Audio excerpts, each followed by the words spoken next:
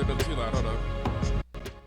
Alright, we got our Chamber Select music going. We are here for game one between our rescheduled match from the season, from week 6 between DPS and Frostlines. Both of these teams, I believe, near the bottom of the standing, they're looking for a win, if I remember correctly. I think they're both kind of struggling right now, or at this part of the season. So, yeah, we got both teams here. It should be a pretty good match, actually. Both teams looking for a win going into the last week of the season. Frost Lions, we are here on Wednesday because Frost Lions asked for a reschedule. That's why they are down a ban. And we see that they used their 2 bans on the Anivia and the Belveth. Interesting. I didn't know Belveth was in Black Fate's pool, but alright. We're going to see the J4, the Galio, and the Lysandra banned away by DPS. And the Jinx locked in for DPS, answered quickly by a Lucian. Ooh, Lucian Nami. I haven't seen a lot of Nami recently. I was saying... This is all that Frost Lions have been playing.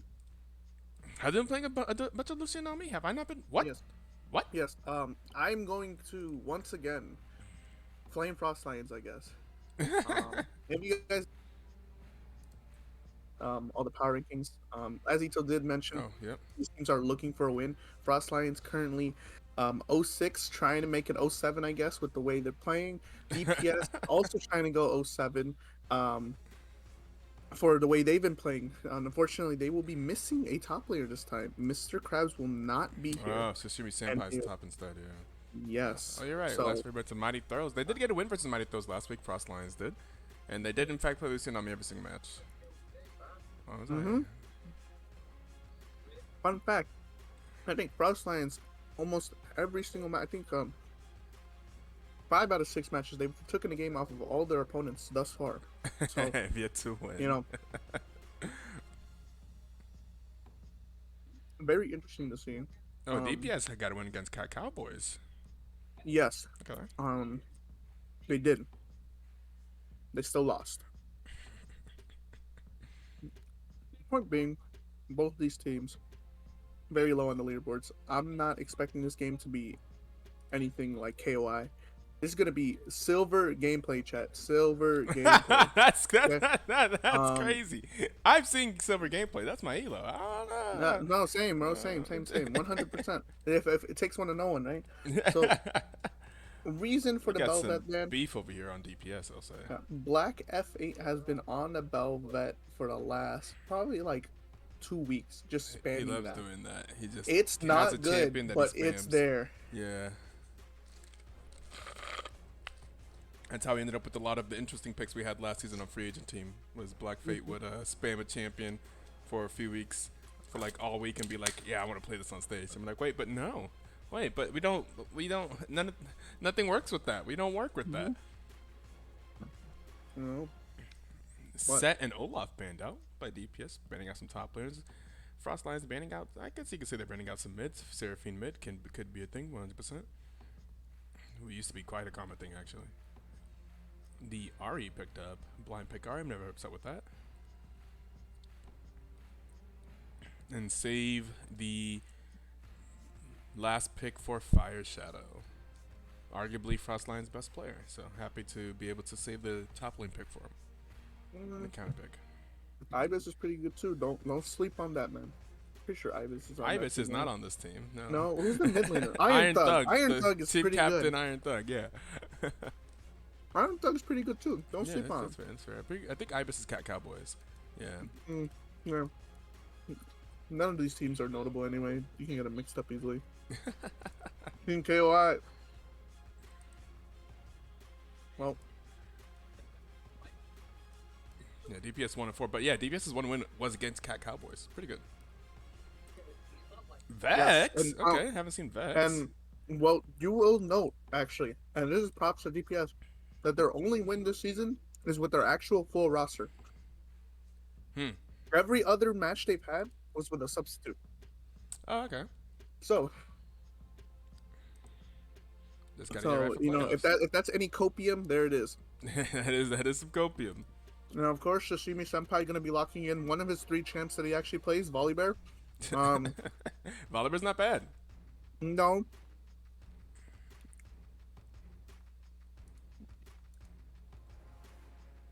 Mordekaiser. Oh, new Mordekaiser, baby. Flash R. New Mordekaiser? Yeah. So if for those who don't know, Mordekaiser just got buffed, and Mm. you cannot QSS his R anymore. He will Oh, take you to interesting. Brazil no matter what. You are getting deported. You are traveling. You are taking a vacation. It does not matter. Alright. Didn't see too many Mordekaiser QSSs, but that is significant to know that that is no longer Well, possible. I guess but similar also, to like how you can't. Remember whenever you used to do that to Zed ulti? hmm well, now you can't. Well, you can't. Forgot what champs like Gangplank can't get out of it, or like Olaf can't get out of it Oh, anymore. really? Interesting. Um, what's his name? The cow, Alistair. Alistair can't get out of it anymore. Oh boy. Okay. Yeah, they just moved that entirely. Fair enough. Oh, Yeah, that's all thank set. God. Mordekaiser Jungle can rise again.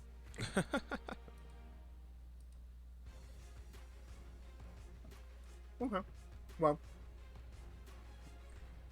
honestly, What do you think of these comps? So, do you not like the uh, Lucian Nami bot lane? I don't think it's strong.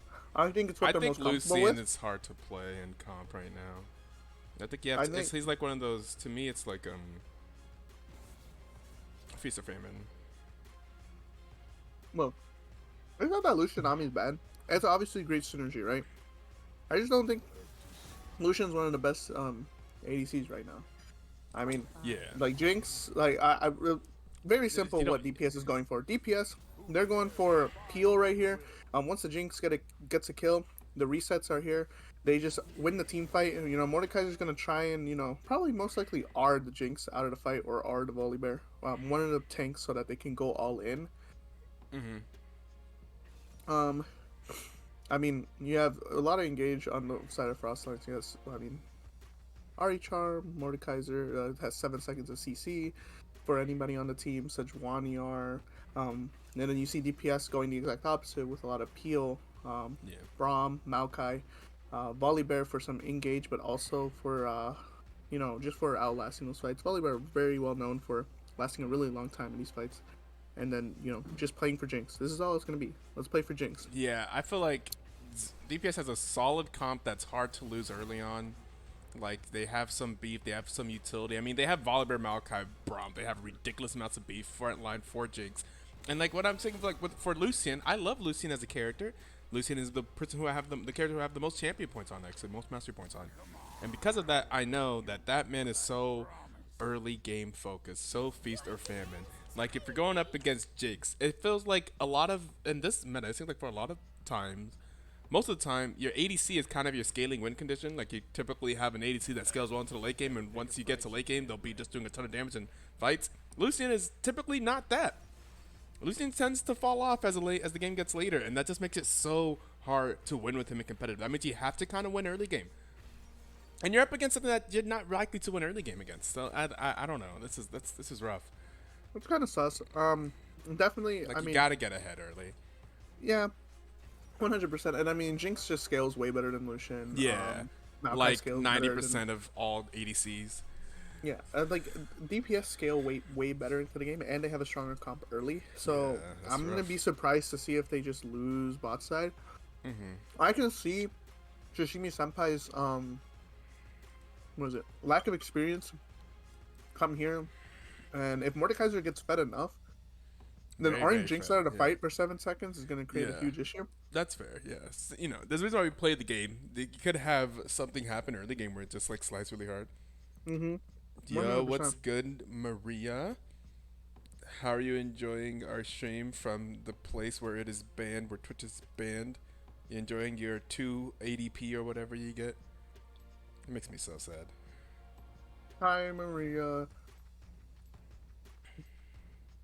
I'll have Sad go chase in times. DPS. Like, DPS is secondary to that's cute. I hate you both. I feel that. Me too. Me too. I hate them as well. I know. You know, I was watching some Kaide and Tens clips No. earlier. I hate them as see, well. no, now they're cute. That's fine with me. This Chase person? No, I'm kidding. I love Chase. I love you, man.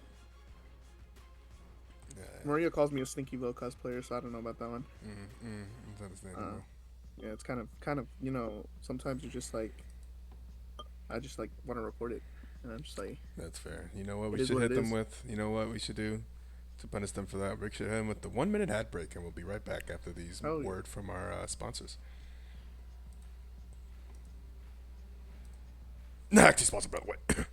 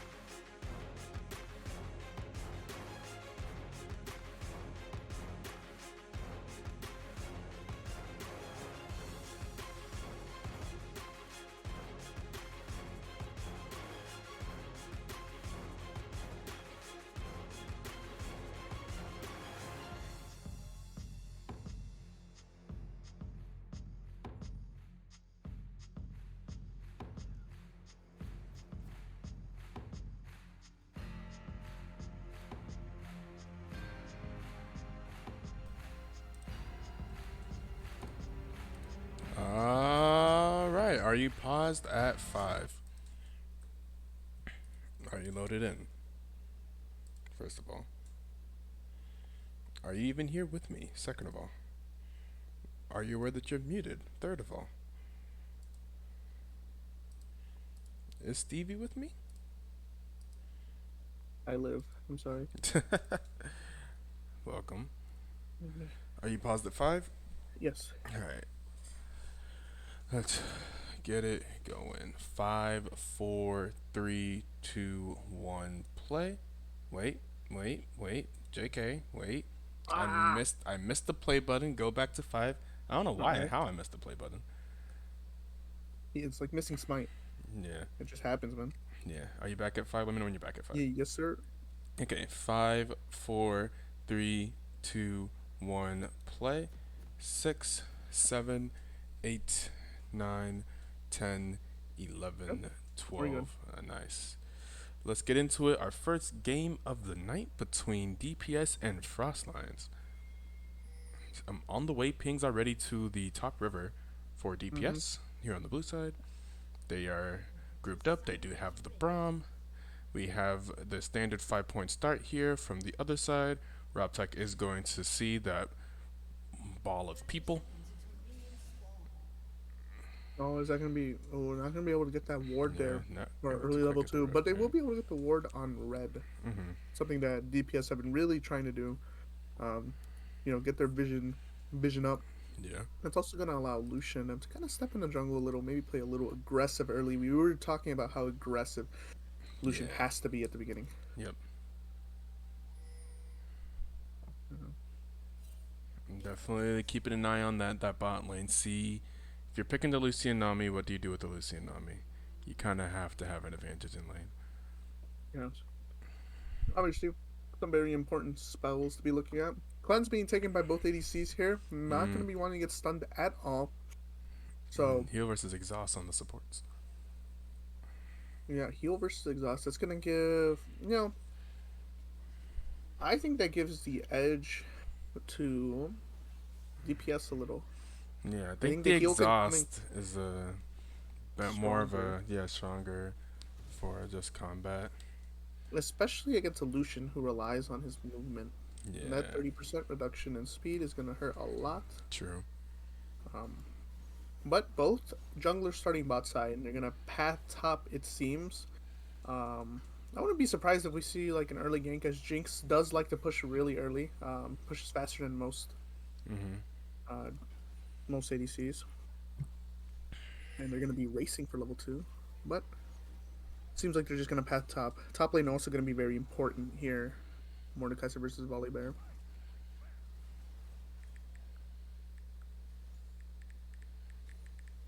Level 2 being hit early by UBC and Chase. Gonna be able to assert some pressure and get some early vision. Some early trades up in the top lane. Flash forward. Ooh, with the Fia. It's going to be first blood going over to DPS. Flash Okay, forward here from RobTech looking for more. Potential. A teleport coming back in is that's gonna going be to get Black Fate. that might be a that's What definitely a double there. Yeah, it's going to be 2 kills going over to, well, a kill and an assist going over to Quaker. But Quaker Iron, continuing to fight here. He yeah, does an absurd amount of damage at the moment. He's already yeah, chunked out the Ari. yeah. Honestly, Vex things, okay. I've been recently gotten into Vex too. Vex is a fantastic character. I actually really enjoy that character. Also, quite good against Ari. Ari's oh my ultimate god. will help charge Vex's passive. Really, I did not know. The Yeah, more you know. it's movement based, dash based. It's how Well, fast it charges, very brilliant gank there. I or saw something like that. Maokai skipping a bunch of camps. Something you don't see Black Fate Hmm. do a lot. He has a tendency to perma farm on any champ because he feels like he has Yeah, to. That's something skip that some our camps, coach but has been going still through.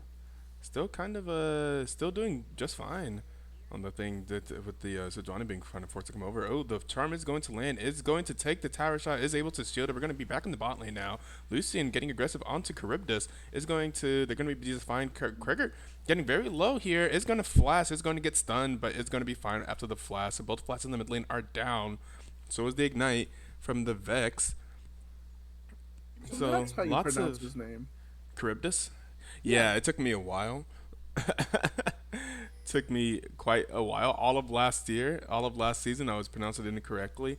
And Hmm. then over like the off season, I was watching this anime called My Life as a Slime Reincarnation. The slime Oh, show, yeah, the yeah, yeah. reincarnated slime show. And they mention the Charybdis. It's like an old Leviathan creature from like old Greek mythology or something. No, And I was but like, wait a, that's and the I was like, person. wait a fucking second. It's Is on that what anime. that's supposed to mean? And then so now I know how to say it because of that show. I even like wanted to ask like, is that what your name's based off of? He's like, no, his name he had his name before that show, but people Oh, apparently be asking him that. And Rob Tech this is is gonna be going to a be dead in Rob a Tech. Rob Tech in a dangerous spot here. Definitely dead. Gonna try to waste their time, I suppose. Is definitely dead. 1000% dead. Okay. Yep. Yep. He's gonna give it to Black Faith. That's not too bad. And now here A in the little. bot lane, Lucy and Nami, do they have an advantage? Nope, not really. No, in fact, this is exactly what UBC and them want. Whenever the jungler's Yeah. dead, they know they can just be hyper aggressive. Hmm. Especially with Jinx Braum having, they still have all their summoners. I mean, both bot laners have their summoners up, but you know they're gonna take the I would time have here to liked to also see that. like Ignite or something on the Nami. I don't know. You gotta be so aggressive. No, honestly, I would too, but I Hmm. feel I mean, it's like that tough exhaust is gonna against. come really Yeah. handy in team fights. Yeah, I'm saying the heal, like the fact that Nami has heal instead of something aggressive is sad Oh to me. right, Yeah. The exhaust is fine. The exhaust is good. The exhaust maybe makes a it's a lot of sense. maybe it's a confidence thing. Maybe Yeah, yeah, true. But like, if you're gonna play Lucian, you kind of like already said I'm gonna have a big dick in lane. true. So Not you me. kind of have to Gotta play like it if you're playing Lucian Lamy in comp. Rob Tech gonna be getting first grubs. It Fire seems Shadow like have as quite the CS advantage up in the top lane. yes, this is exactly what I was talking about earlier. The inexperience Shishimi Senpai has in the top lane. Not saying he's a bad top laner, just saying, Fire Shadow, a great top laner in his own right, one of the best Mhm. ones we've seen here this season. Yeah. So, Shishimi Senpai kind of knew coming into this game that it was going to be a little bit troublesome. But he has to play safe and not allow whatever Fire Shadow pick to heavily outscale. Yeah. Looks like we're going to have kind of a handshake here. We're going to get the first dragon going over to DPS while Frostlines take the grubs. Don't fall asleep on me now. I know this is boring. This is hella boring.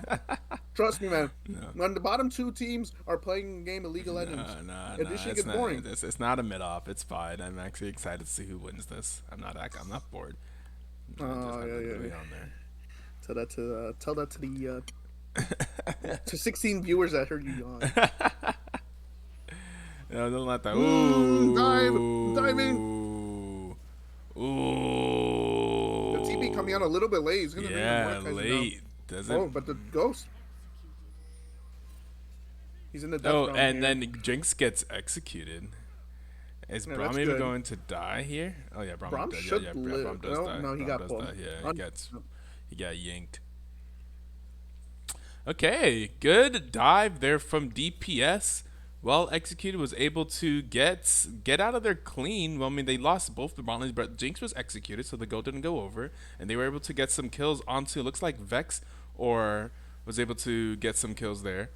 And Yes. wait, but they could be getting potentially caught out here. Oh, Yeah, this is that's not what definitely you want to looks see. like potentially some gold going over to Ari. Ari's gonna look for some. Does get the shutdown. Potentially could go for more onto Quegert.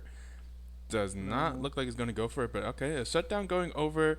Yeah, Maokai had a shutdown there. That is a little bit unfortunate. Right as I was about to compliment him about him getting caught out there, but it was a good dive in bot lane nonetheless, and was a way to kind of accelerate that bot lane forward and kind of, if you can, a well executed dive is really good in the early game for like accelerating leads that you already have.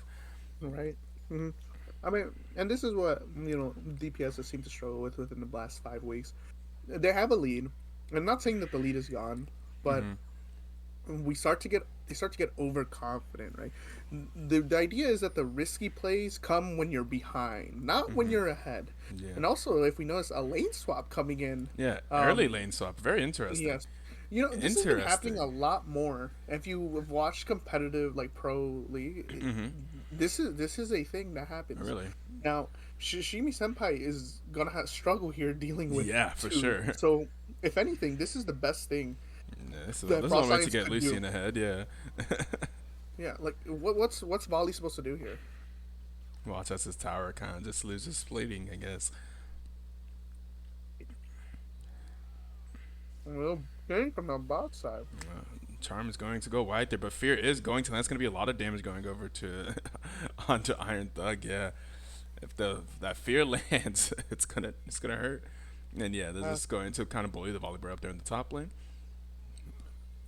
Looks Mordekaiser like seems just fine down here. looks like they will. There's plenty of vision down up here top side, so Mhm. they will definitely know. Actually, he's gonna avoid. Never mind. No, The there arc- is the ultimate coming out. Just Nami going to get hit. Ooh, Nami a is lot. still going to get ulted onto him. Oh, That's a perfect dive. that He's is gonna die a for good it. dive. Ooh. Oh, he's not. The clim's coming out. Oh, it is going to be the double kill going over to Quegert. So once again, more kills, another well executed dive. They're making good use of the strengths of oh my goodness, another kill. Quegert 5-0-2 on this Vex, making good use of the strengths of Vex. Vex is not a champion that we see picked very often, and we're seeing that here. Vex is doing a ton. Good coordination with the jungler as well to execute these dives, and just it's something that Vex with the ultimate. When Vex has ultimate with her easy to land fear, can be a great dive champion and has like shields and everything like that. So, yeah, well, really well done here. And this Vex is going to be a big problem. She hurts so much, and along with the CC, Vex hurts. Vex will definitely be a problem here. And see what they're going to do about that. They're down about 1k, continuing to rotate the Lucy and Nami around. They going against Vex is exactly what you want. Gotta make sure you're not getting hit by anything. Oh, that was just one thing. Yeah, they're rotating the lanes all over the place. Is my client bugged? Oh, I hope not. I am stuck at 11. You're stuck at 11? Oh, no. Oh, don't let it be so. I'm at 11:24, 11:25. I really hope I will not get stuck at 11:30. Don't let it be like this. I thought they fixed client. Don't tell me it's so. What they fixed client then broke it again on this patch? We did just have a patch today, right? That'd be Yep. so pathetic. Looks like we're going to split the grubs 3-3. Are you still? Let me know if you're able to get back into the game. We can try to sync up at a time. Hold on, man. Let me restart. Okay. In the meantime, we'll keep trucking along here. We have Frost Lions going for the second dragon. So they did lose the second grubs, the second set of 3 grubs. So they decided like maybe we can trade this out for the dragon. Will they get the dragon? They do get the dragon. Will they get out with their lives though? That is yet to be determined. Potentially they're going to turn around on Black Fate. They do have 4 here versus 3. There's the ultimate from Sejuani. He's going to land onto Quegger. That is exactly who they want. But then the disengage ultimate from Braum. Braum is able to stop the wave from Nami. Oh, Fire Shadow is in there, potentially doing a lot of damage to some low health bars here. Quegger's going to get super, super low. It's going to get shut down by Fire Shadow. Big shutdown going over to the... No! Okay. I don't know what's happening, but I got no. client. Oh, client destroyed. Tell me it isn't so. Are you able to get back in? Tell me it isn't so. It can't be so. Mm-hmm. It can't be so. No, no, no, guys. No, no, no, no, no, no, no, no, no, no, no, no, no, no, no, no, no, no, no. Oh, you're paused at 12:30, aren't you? Oh Yeah, no. yeah. Hold on. I am logging. I'm logging back in at 30. Oh, So. God. Ah, ha, ha, ha.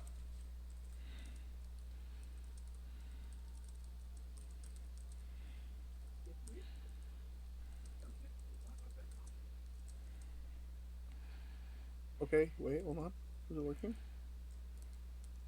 We're in black screen.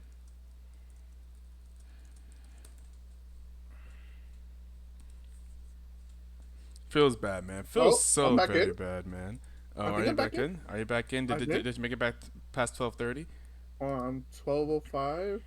Oh yeah. 12:36. Oh, okay, okay, okay. Hold up. Wait, that means there is hope. Let me escape. Let me leave. Yep. 12:40 now. It's going. Okay, let's see if I Hey. can get myself a reconnect button.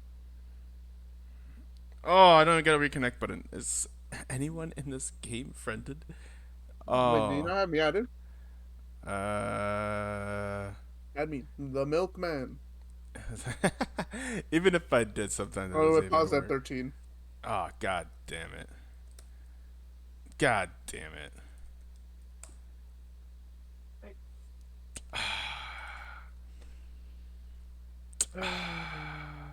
Riots Right. and the production team are going to be a ninth again. I can't believe it, man. We had good games. We went through it on Sunday. I can't even.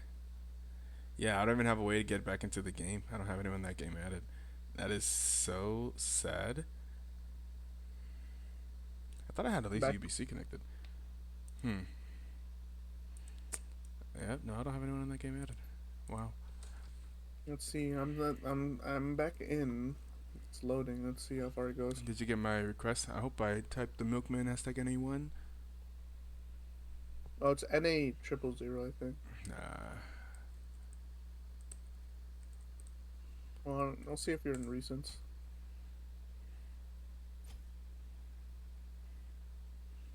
Yeah, it stops at 13 every single time, I think.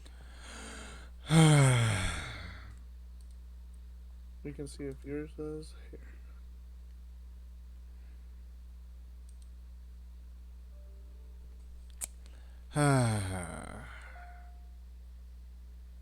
What's your tagline, Etoe?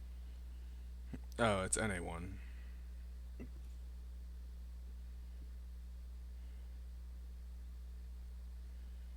Okay, I think I got you.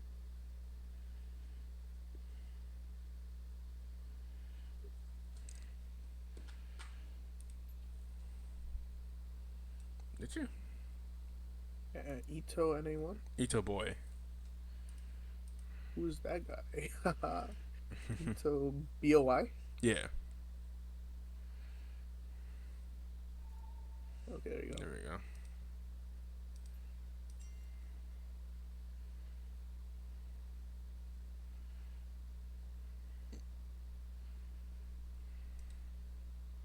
So let me enter the game. See if you can also get in.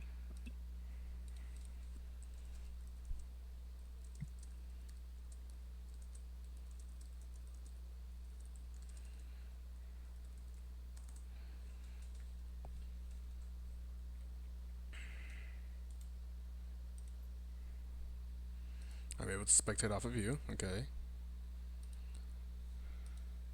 As a member of another Rec League's classic queues, how are y'all dealing with spectator being a coin flip, whether it wants to work or not? That's a fantastic question, as we are currently dealing with that. What we have been doing is a myriad of BS. So we've been doing one of two things, both of them not ideal. We have had teams streaming their own perspective to the channel with a 3 minute delay. So I give a stream key to one of the people of the team that are streaming that are in the game, and they stream their own perspective. They can choose whether to have their comms muted or not. One team did decide to do that, but with their comms muted. And then the other way is that I was jumping in the Discord voice channel with the team while they were playing, and I had them. They all muted me, and then I had them all share to Discord, like share their screen to Discord, and then I captured the Discord screen share on on the stream, which was also just a whole bunch of nonsense to try and circumvent the spectator client thing. So that's our fix as well. Which one? There's another one. Spectator server data request failed. The game will now exit. Wow. Another one, fucking right, yeah. Another one that people were suggesting, I think some other orgs are doing it, whatever org Alls is producing for. It's still not working. To be over the years broken, and now it's not a priority for us.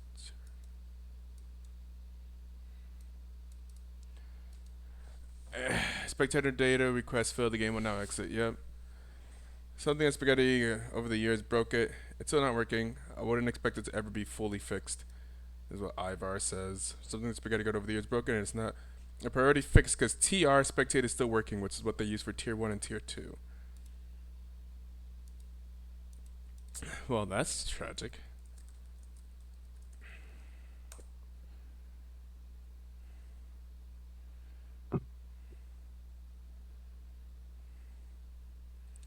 We had a full day of it working on Sunday. Yeah, I had the same game when I'll exit. What else? Other things that we've done is, or that has been suggested, is we download the spectator file, download the replay data, have teams send us the replay data file, and then just play, just do the games on a 30-minute delay, where we stream the replay. And my problem with that is if I'm both the producer and the caster, it's hard for me to give a very legitimate cast if I am aware of the outcome of the game and everything that's going to happen. It's like, well, I can't really be properly hyped about what's gonna happen here if I know what's gonna happen. This is sad though. This is very very sad. And yeah, Ivar is saying that he doesn't expect it to ever be fully fixed. We should be even more sad. I hope that's certainly not true, but it's not like you ever really see anything in the patch notes about spectator client. I'm gonna have to start stream after the first game finishes. Yeah. Uh. I really hate that, man. I really, really, really, really hate that. I hate that with the passion. That's so frustrating. There are a few methods to skip spoiler alert. Simply do not look at the spoiler. Just don't look. Yeah, that's fair. Look, don't look and immediately close the timeline after. Don't look ahead. Try not to look at the timeline. Close the timeline and then when after you do the countdown. I'd have to look into how to even get that on stream. I'm pretty sure it's probably relatively simple to run someone else's spectate file, but I haven't actually done it before. I think I know how to do it, but that's a little bit different than doing it in practice. I'm sure it's like something about like running it through the league executable or some shit like that, or drag and dropping over the league executable the file, but I haven't done it before, so I can only say that that's how I think it works. Have someone spectate the game and share screens with you in disc. Yeah. Wait, what do you mean someone spectate the game after it's finished? Oh, okay. I was like, wait. We just said we can have someone to spectate the game. That's fair. I just don't. I in general don't like relying on spectating a Discord stream. Like capturing a Discord stream is just super not ideal at all. It's been good recently, and if everyone's interconnectors are doing well, it's been better than expected the last few times I've done it. I feel like a few years ago it used to be completely gigafucked. Like you would be able to count the pixels on screen if you were looking at a Discord stream. So that is not currently the case. So that is nice. For this current series, I don't even know what I want to do. Like, part of me wants to be like, just play the game off stream. They kind of need nitro. Yeah, there's that. Yeah, that's a whole hassle. I have so much other shit I'm dealing with too, like outside of BTL. So it's like, this is just an unnecessary stressor.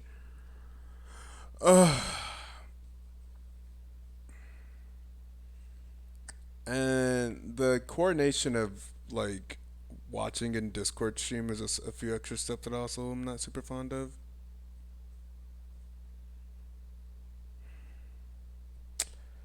I don't know, guys. I do not know. I hit this reconnect button and see what happens.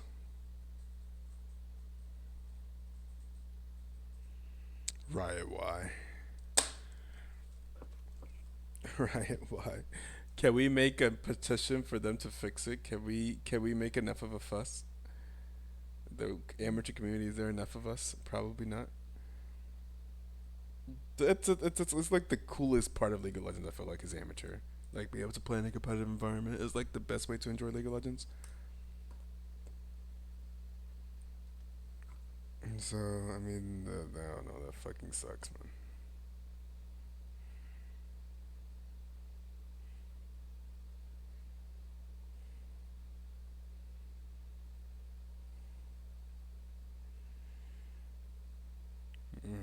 I have very little faith in this. Ah, man, I really thought it was fixed, man. It was fine over the weekend.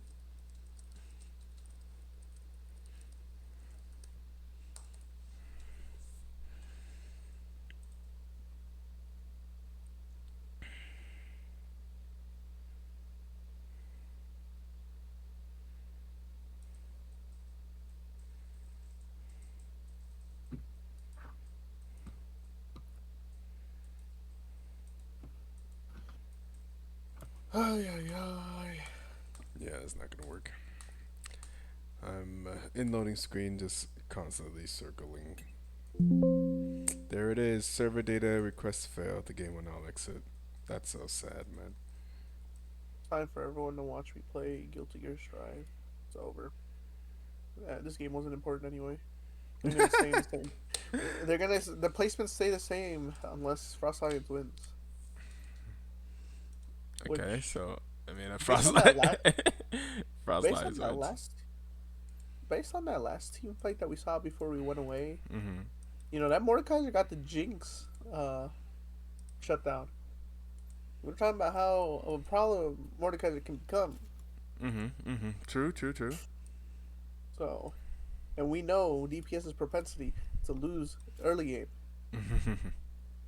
and Frost Lions to also lose late game and early game, all game. Damn, it's kind of hard.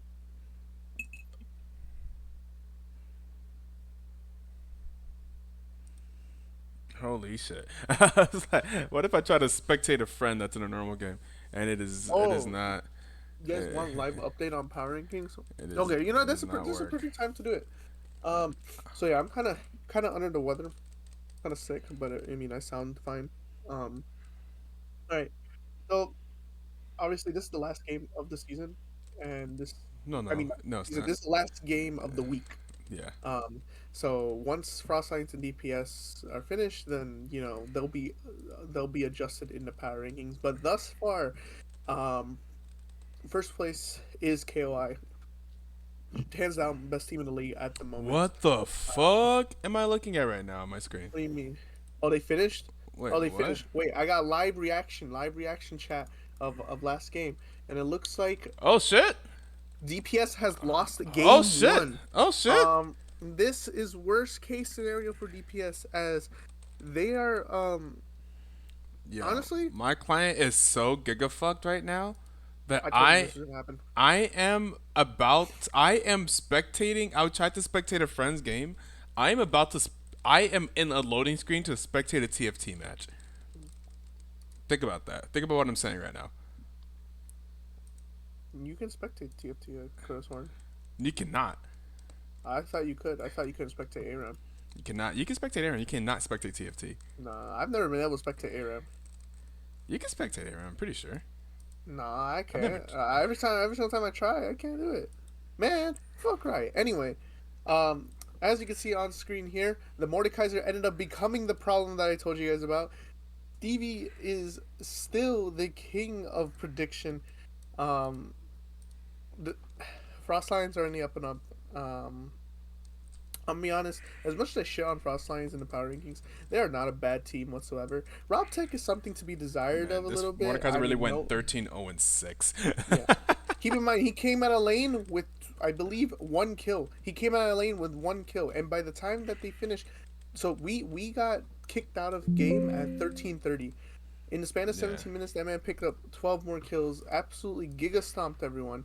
This is the problem that I was saying, is that if Fire Shadow is allowed to scale for free, this is a really big issue. Okay, it's unfortunate. Again, DPS is playing with a sub, so do with that information as you will. Um, This is so sad. I mean, it's sad that we couldn't see this. I mean, we Yeah. probably can. We probably can look at some of the big fights and like as a replay system. We know who won, but I kind of want to see how these fights planned out. If they planned out in the way that I was thinking, was it that Mordekaiser just simply R'd Jinx and called it a day based on the amount of deaths? I don't know. And this, I mean, I don't know what truly happened. The death cap second item into Zanya's. I mean, I don't know, man. I don't know what happened. I'll obviously be watching the replay for power rankings.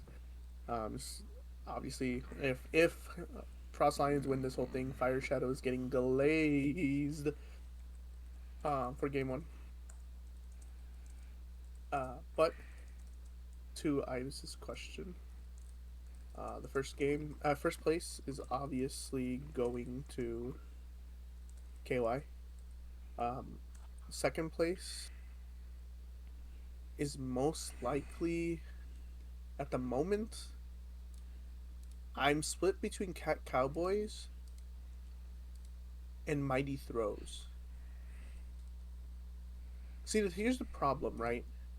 Is true, Jordan. You are so right. Oh my god. So that's so true. Um.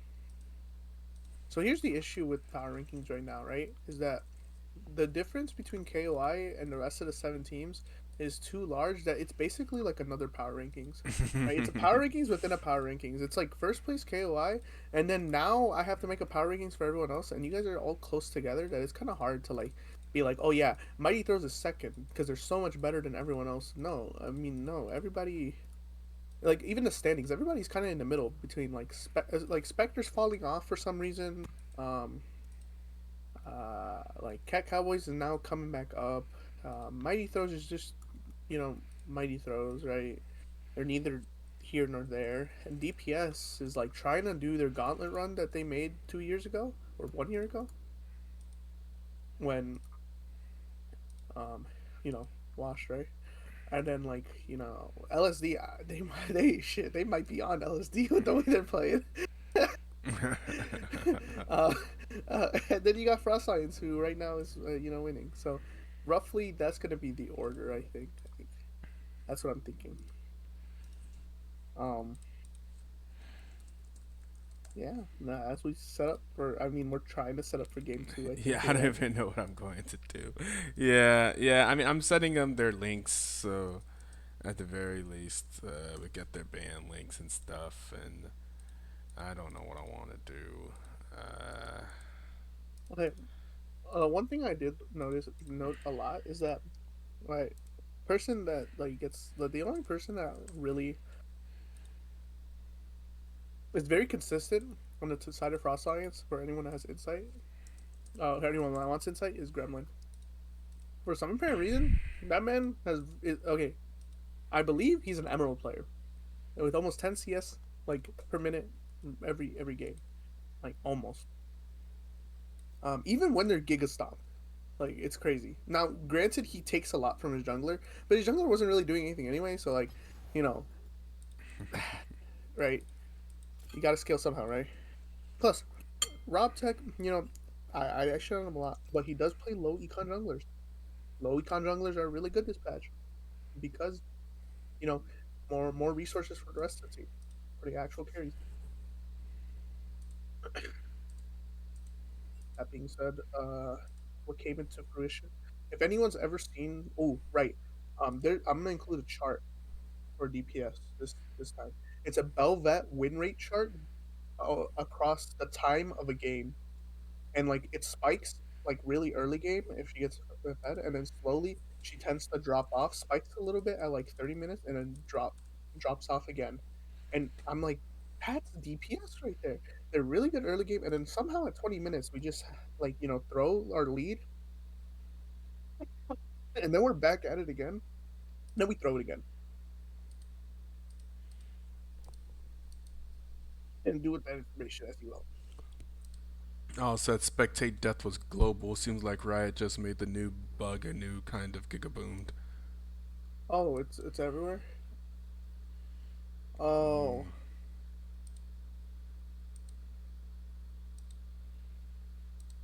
Is that? That would explain well, the weird stuff I was saying. I mean, now that could be good and bad. If it's affecting all games everywhere, then Riot has to respond. You can't just not be able to spectate game. Riot will have to fix that. true. Well, um. So how's it? In that note, how's everyone's day doing? Going? Yeah, how's everyone's day going? Um.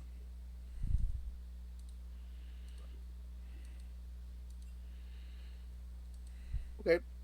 Chat. Don't answer me. That's fine. We can. I'm. Oh, pretty soon BTL will just be a podcast talking about League. You know what? About the league. So the one thing that I want to talk to I want to talk to Ito about this is that before Gauntlet happens, I want to do thank you Ibis for subscribing a tier 1 subscription. Thank Good you, good shit. sir. Thank We you. greatly appreciate that. I don't know who's we because I'm not technically running this at all. I'm just here, but we appreciate that. We, the community. Everything goes back to the Communism. community. Ooh. Yeah, we all Yeah. appreciate that. Yeah. So but what I did want to try and do was, make a PowerPoint presentation and go along with it, or make a tier list of some sort of like live stream right before, like I'm probably down like for a day or that. two before Gauntlet happens. Yeah, that sounds cool. Um, Things that will be talked about is like the curse that is KOI. Will they make it? Will they make it to finals and flop, or will they actually win it this time? Will DPS make their run of the Gauntlet like they did 2 years ago? Mm-hmm. Will Frost Lions actually be able to win a game? Will the Mighty Throws throw? Will the Cowboys run into the sunset? Honestly, I haven't thought of anything for Spectre yet. I'm still so disappointed. They played Vel'Koz once and then stopped. I wonder, is it even possible to spectate anymore, Ito? Uh, I'm talking the Oh, you're trying to Catholic get them. chat. If anyone wants to think, yeah, I don't have no idea if it's possible to.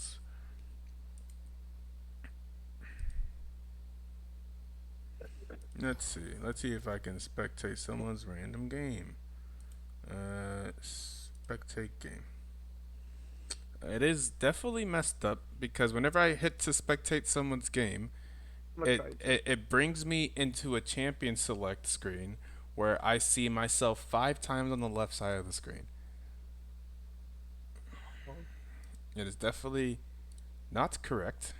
all my friends are This currently in. person is in game, and they say I'm waiting for spectator alert, which doesn't make any sense. All my friends are currently in ARAM, so I can't even spectate them.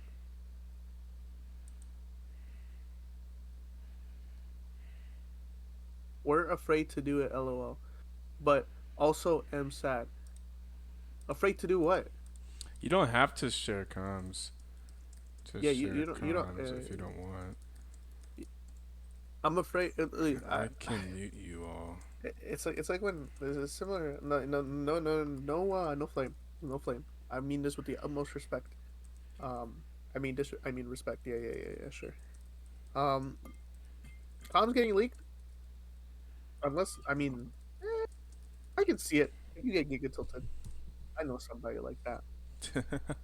Yeah, I Then think some people just don't want their potential toxic tiltedness to be public. I simply don't lose. You can't tilt if you're winning. Typically, we try to. Whenever I've been doing, you may notice most of the teams that I spectated that way were the winner POV. I tried to spectate the team I thought would win, so we can get winner POV and a little bit less tilt. But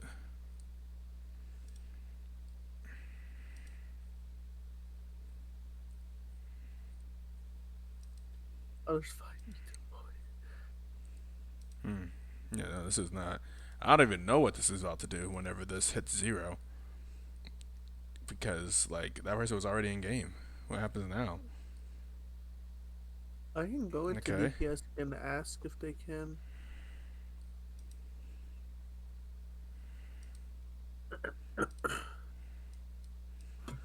I'm just trying to spectate a random game and see what happens. Did it work? I'm sorry, thing. And a chance DPS can. Okay, we're in a loading screen. We are in a loading screen.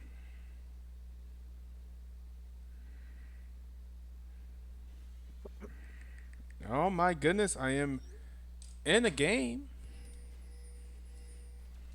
Was it just custom This games is that are a just. bug? I have no idea. That's what I was trying to figure out. I expected this to fail at some point. Double smite. Wait, what am I watching? Wait, that is double Oh, smite. this is double smite.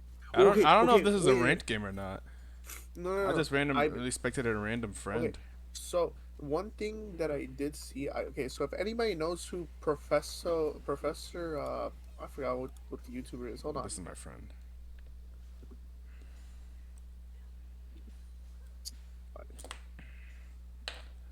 Oh, my friend's 2-0. Psychopathic Poro. Psychopathic Poro put out a video of Smite top. Oop, rest in peace that Timo. Okay, that team was that. See, this is not supposed to happen. I don't know what that team was.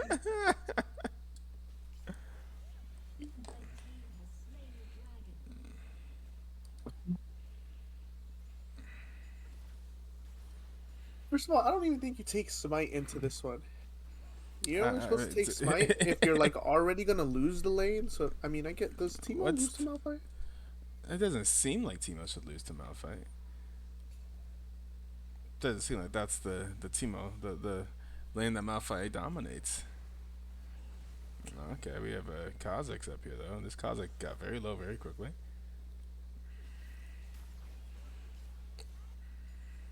I hope it's not only custom games. I really I like want this game to fail out somewhere. Well, Like I need this game to fail so I can feel better about Riot, about consistency. Don't just make it be custom games. That'd be so terrible.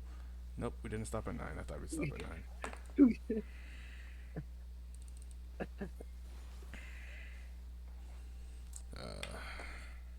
Okay, Let's see if any who's the team is person that you're supposed to be spectating for this game? watching Timo's my top game.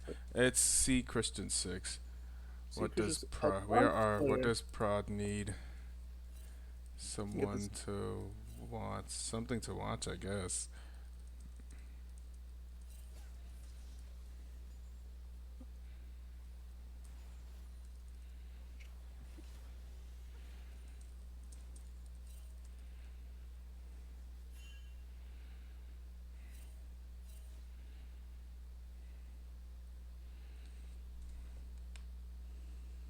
Example way. I'm really surprised this is working. what is? Just this spectate. Oh, so I was like, oh, there it goes, but no, not yet. No, I'm telling you, I think it might be just might just be custom. I remember last time this happened, I entered like a regular game and it worked. That's annoying. Yeah, remember streaming, watching Bowkeepers and Quagga streaming. Alright. We get one perspective. Can I? Oh Alright. my god! Oh Let's my see. god, Lux! Alright.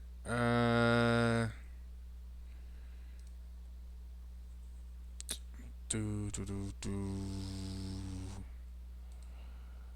Frost Lions. Let me get back in the lobby so I can talk to the teams. Quager is streaming for us. Yeah, okay.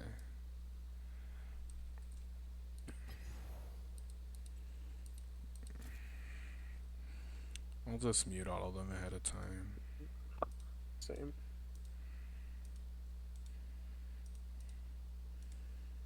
Wait, shouldn't they just mute us? Both should happen. I don't know if they want to share their comms. I usually assume no. I can ask. Yeah, you can ask them if they want to share their comms. Otherwise, I can mute them. If you want to go ask them, that's fine.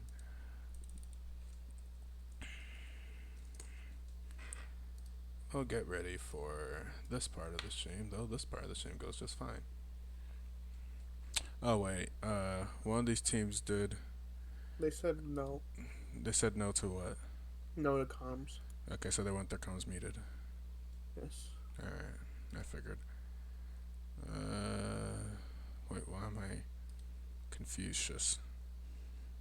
Who won? Alright. Frostline's won. So they have the one. There we go. Boom.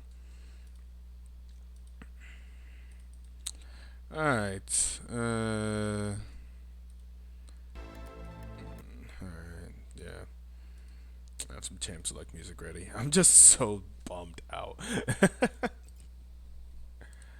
Alright, R when y'all are for draft.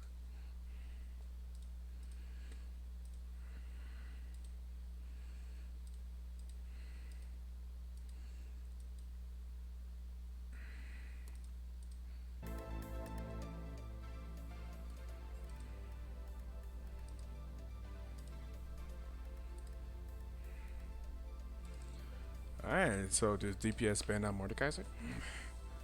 I really wish we knew what happened. All we know is that Mordekaiser went crazy. Belvet's still getting banned out there. You know what? If I'm DPS, if you ban out the character that Black Fate has been spamming this past week, power to you. We're happy with that. We'll take that. As far as I'm concerned, put him back. Put on Maokai duty. Maokai's an incredible champion. You know, I was happy with that. They were doing fantastic with the dives earlier. I would love to see how that game snowballed. It just looked like Mordekaiser just started just going absolutely off. I'm going to see the Lucian get banned out, so they're going to force him to pick another champion. They're just going to pick a good champion. You force them onto a better champion. Force him onto the Jinx. Yeah, force them onto a better champion. I'm going to see Tristana, J4 Tristana, kind of a classic from UBC. See lots of Tristana from UBC over the years. Not a lot of people in BTL play Tristana outside of Your Bad Connection. Like, Tristana Sivir is like a Your Bad Connection special. Only he plays it. But those scaling ADCs that are good at taking towers.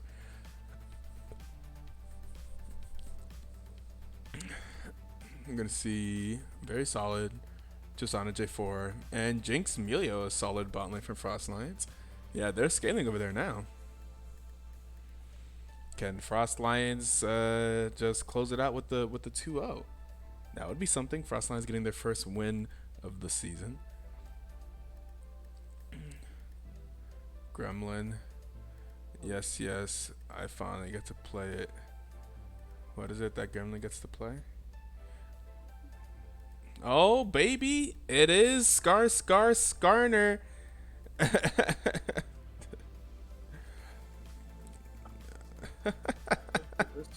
Why? I mean, alright. Technically, the patch, Skarner's initial inaugural patch was over today. So, yeah, go ahead. Play your Skarner, I suppose. Let's see. This will be first game of new Skarner BTL. People did mention, like, hey, after the patch, you can play it. Let's do it. I knew it was coming. Everyone said it. Everyone said, yeah, I'll just reschedule to Wednesday. It's like people were saying it so he could play the new Skarner. And look at it. We got the new Skarner here. We're going to also get a Blitzcrank, by the way, from DPS. That's very interesting. The Blitzcrank is always interesting and competitive. Love to see it. Intrigued what they will do with it. DPS. Missing a band there. I'm going to see a type in the chat, I imagine. Do a question mark? Mordekaiser band. Yeah, there we go. Yeah. Makes sense. Seraphine band from Frost Lions.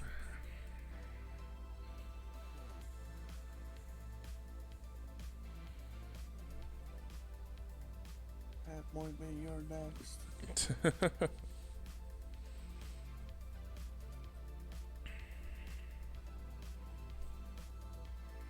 A Karma band here from DPS. All right. Oh, Iron Thug plays Karma. I keep forgetting that. So banning out 3 of Iron Thug's champs really there. Yeah. I think that Skarner's going top or jungle. I figured jungle. I'd figure top. Really? Everyone's taking forever on their bans here today. Okay, here we go. We got Ziggs gonna get banned out. The Ziggs is actually a pretty decent ban if you see Tristana. Tristana's Ziggs is also something that DPS has done over the years. Just like run down your towers. Ooh, dear. Interesting. Certainly Udyr top, yeah. It is Udyr top. Mr. Shishimi Senpai is an Udyr player through and through. Okay. Let's see, Udyr top. It could be Skarner top. We'll see here. If it is Skarner top, that means that Mordekaiser band was wasted. Malzahar. Blind pick Malzahar. Not too terribly bad. Malzahar can always kind of be okay, even if blind picked. Is Skarner also vegan? A great question. Well, no idea. I feel like at that size, do you know how large Skarner is now in lore? I think at that size it's like impossible to be vegan. I mean, maybe it's actually harder to not be vegan. Pretty big. Yeah. I was like, yeah. Not think, but maybe it's harder to not be vegan. Bronchiosaurus was pretty big. It's gonna be Set. Okay. Set does in fact go hard here. Big Set 1v9. We just saw a 1v9 last game from Fire Shadow. Can he do a repeat performance? Hey, Milk. Oh, 2 of them at the same time. Best viewers and followers on streamboo.com. Best viewers and followers on streamboo.com. Thank you for coming into our chat for the first time chatter. So I can wait, where's my mod tools? Where my ban? Alright, why can't I see the band button? Oh, hold up. Mod me now. They're gonna get away with it. Quickly, tell mod me now.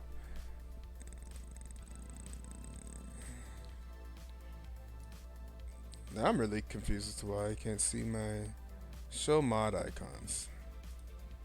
There we go. Jungle needs 2 minutes, so they're gonna be taking a a little of a pause before actually getting into the game. Yep. Well, what do you think of this one? Um, Does Frostlines clean it out 2-0? Does DPS strike back? DPS got a lot of scaling. Tristana and the Veigar. You always I got a mean, chance. there's a lot of survivability with Nemilio. Skarner, very tanky. Set being one of Fire Shadow's best characters. There's definitely a world here where it's very likely that we can see a 2-0 on the side of Frostlines. Mm-hmm. DPS, you got Tristana, UBC's one trick from way back then. We knew him as a Tristana player. He's been one through and through. Mm-hmm. The J4 Blitzcrank, I mean, if you've ever played with Chase before, his Blitzcrank is insane. Oh yeah. Okay. Now, Udyr being Shishimi Senpai's probably one of his best champs. He's going to have to really play well into the set. He should be able to play around, so it shouldn't be too hard. Udyr has a lot of tools to allow him to weave in and out of, sets like main abilities that are going to hurt him. We've seen the Quagert Veigar. His Veigar scales, he always scales really hard. Everyone seems to be uncomfortable champs. The only thing I mean, personally, I don't like Skarner jungle. I think Skarner in the jungle is pretty ass. I don't think that's... For right now, like, the secret tech that I've been seeing is Skarner support. But, Oh yeah. yeah. But, like, it's each You think the Skarner is bad in the jungle? I Like don't legitimately bad? I don't think he's like bad, but I don't think he's Mm-hmm. like one of the better junglers, right? His clear did get a lot better. Like Mr. Robertson is going to note in chat. So, I mean, we'll have to see. This is like one of those I do not have enough data, and I'm just kind of talking out of my ass. So like, I mean, I'm that's just- fair. It is I quite just- new. I've only seen it a few times. It seems like it can do some interesting stuff. It has some interesting utility. Seems like it could be a good character, a good jungler. Some interesting, unique ganking, ways to gank. Get past just boosting through a wall. It's hilarious how fast Skarner gets whenever he hits that ability. It's actually very unsettling. yeah.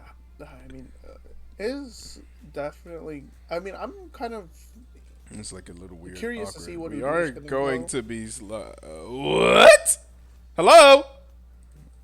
Hello? Hey. Someone's gonna need to squid. Hey, Yeah. oh my god, what is this?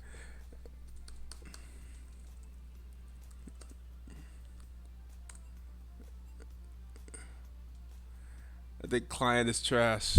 Oh boy. Having client issues now. So I feel like nah, bro. Rob also GP jungle's like really cracked. True, surely big stacks. What is going on, dude? Riot doesn't want us to see us succeed. Doesn't want to see us.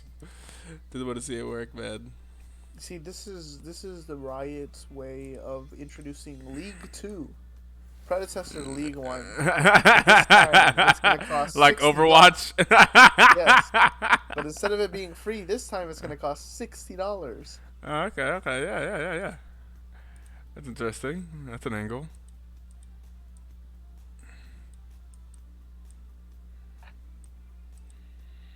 I think other than the Skarner, I like. Oh, they're not able to. Oh no, never mind. They're Well, I like yeah, Cross spinning. Lines' draft a little bit more.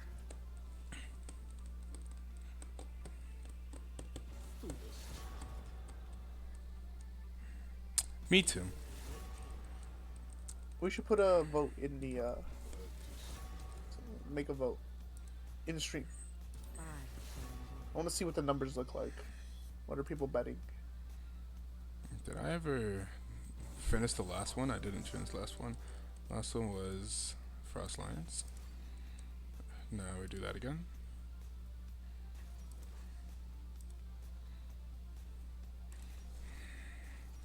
Nice. Nobody bet anything on game 1.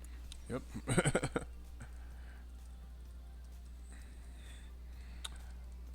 Frost Lions versus DPS, game 2. You show you All right, guys the draft again. chat, get your predictions in. Who is gonna win game 2? I'll kickstart this. Oh shoot, that's a lot of cash going in.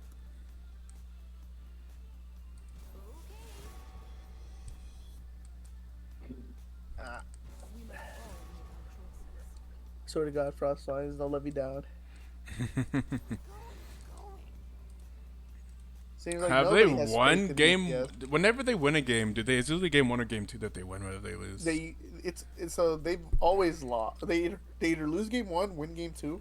Or Okay. last week we saw them win game 1 against Mighty Throws and then lose get reversed. And it's like, Damn. well, this time we get to see an actual bot lane. So This is true. and and Gremlin is really excited to be on this Jinx. Yeah, apparently so. He made it really clear that he's finally being able to play Jinx. Pog. This is gonna be a very interesting bot lane. A lot of early kill pressure from DPS, in my opinion. Late screen cook, Jarvan gank, Tristana jump in. Like this is a lot. Veigar cage. This is all gonna provide a lot of, nice team fighting. Mm-hmm. I'm curious to see what Udyr goes here.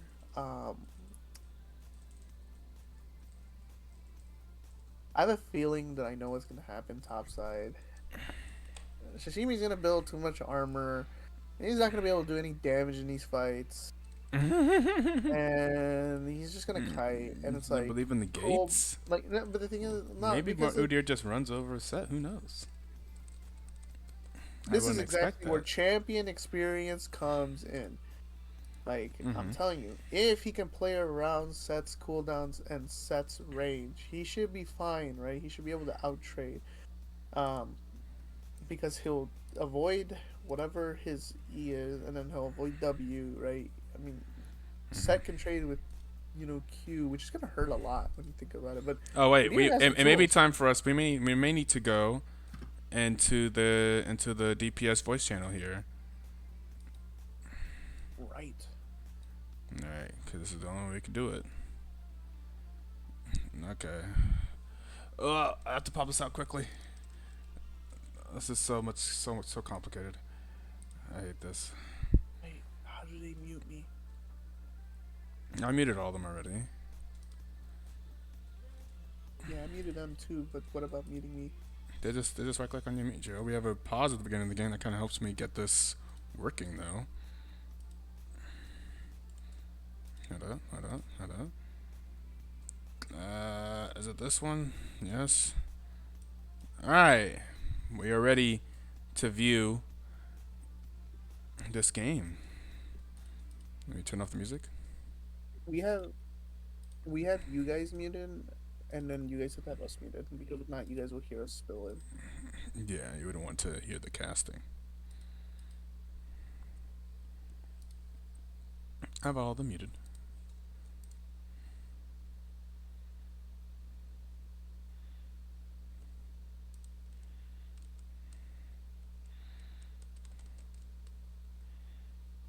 We can watch two different perspectives.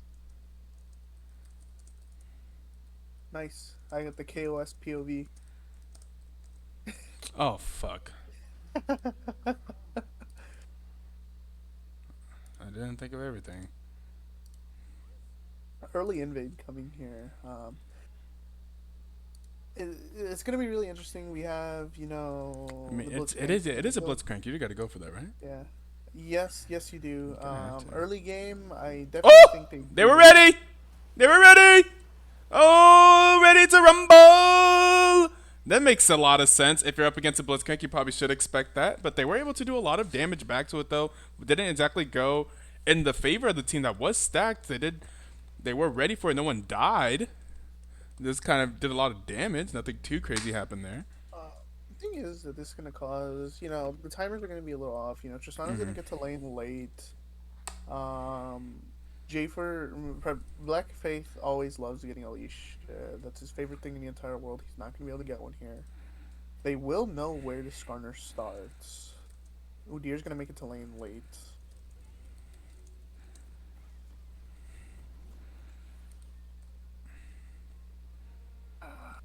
Oh crap. I just noticed I went into game. Yeah, me too. Me. I'm turning down the volume Yeah. of the game. I'm just gonna watch. First blood going to set. Oh my. Okay, so this is exactly what DPS did This not want to it went see. to set. Oh man, I Yeah, had to alt tab to deal with the thing. Dang. this is not very cash money. Could this be another top div? The wait, but that's gonna be a good hook by Chase, and the exhaust is gonna go down. Double exhaust is gonna go down. No kills How are do you gonna see go. that? Wait, is someone else streaming in here? Oh right. We have your back connection streaming plus Quaker, so you're gonna. Oh, okay. I didn't. Okay, I didn't. Okay, I didn't see that before. Yeah. Let's see if I can. And that's going to be Okay. a flash gone on the Malzahar there for those, unfortunately, where commentator's going to be a little bit off as, he has to bounce back and forth. Yeah. But I am trying my okay. best to keep up with it. All right. I'll try to keep up with who has seen that you're watching. Now that I have both of these open, I'm watching bot lane at the moment. This is probably the more entertaining one to watch early. Both miners are kind of like scaling mid laners, just kind of just watching Veigar farm in the mid lane unless something happens. And oh, I accidentally clicked too much. Oh no. Oh wait, what have I done? Well, wait. How did this get messed up? What did I do here?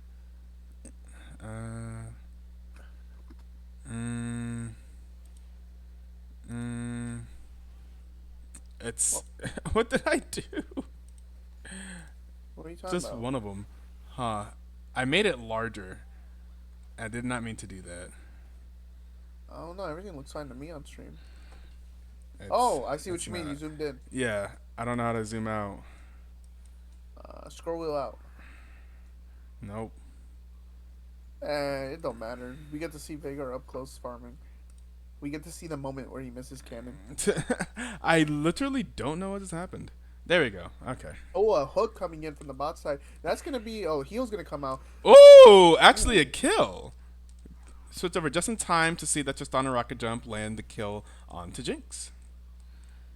Very well done. See, these are the engages that I'm talking about. Chase really good at getting those engages. Expertly played. Now, mid is a little bit overextended here, and J4 is going to be able to come in on this Malzahar. And that's going to be a good engage. That's probably going to be a dead Malzahar as he has no flash. Garner's going to be able to enter here. That's going to be a dead Mal. No, maybe it's a dead Quake. It's for sure a dead Quaker. And Nope. I mean, this is going to be a little fight here. Fight. The junglers are fighting it the out. sure Oh. J4 wins this? Oh. And J4 Yeah. does in fact win that. Oh, both of these streams. I'm gonna hear the volume from both of those streams. Okay.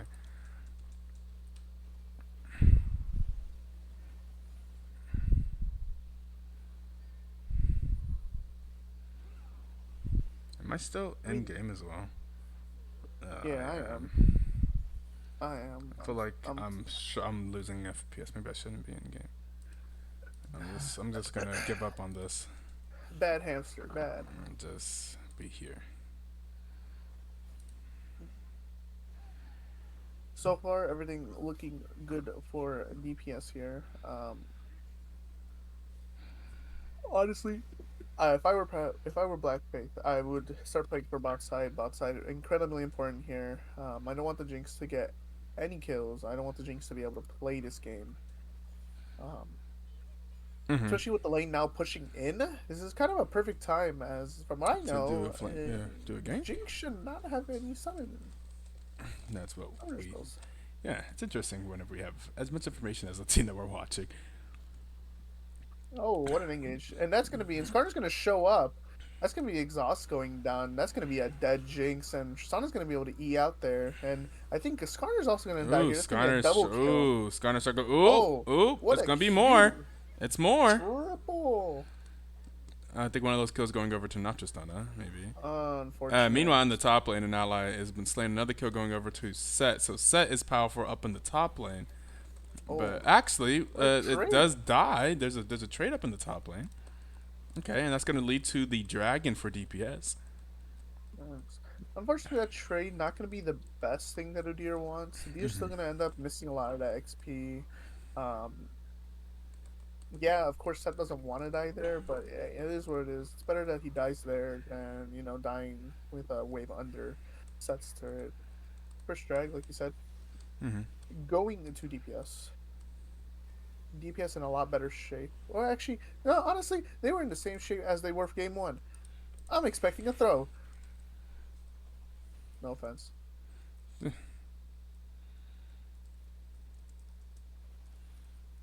J4 looking mid here.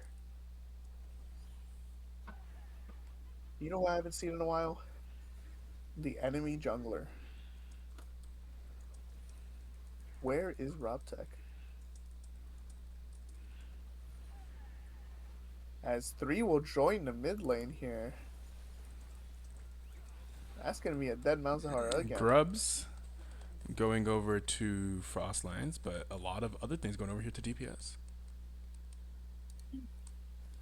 DPS in control of this game so far, 8-3 at 8 minutes.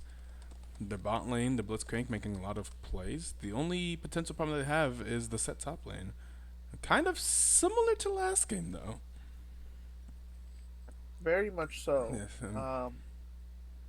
I mean, set definitely can become a problem. yeah, I don't think I don't think as much of a problem as Mordekaiser. No, Mm-hmm. because Mordekaiser can come immediately forces a 1v1, while set uh, kind of can to an extent with his R, but it's not to the same, it's not 7 seconds of hard CC, Yeah. right? It's more just like I either alt that person into the whole team, which can change the team fight if he's ahead enough. Mm-hmm. Definitely could do that, especially on one of the squishies. But DPS here surely have a lot of lockdown. Like I said, Mm-hmm. Big Cage, J4 alts, True. Blitzcrank. Like, there's a lot of, Mm-hmm. peeling that can go on here.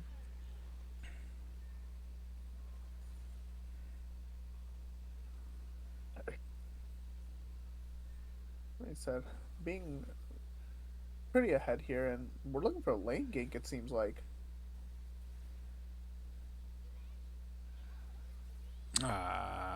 Whatever. I just realized something is I'm gonna have good faith in our players. What do you mean by that? There's no delay on this right now. Eh, look, man, if somebody, Yeah, it, I'd have to it look, restart the stream and here, everything, no, and no, no. some. If Frost Lines lose and they're looking at stream in real time, you're trash. Like, I don't know what else to tell you. Like, I mean, there's no way. Like, Yeah, that's you gonna can't. be a kill there, a solo kill there for Vagar, who lost that entire thing happened. 9-3 lead here for DPS.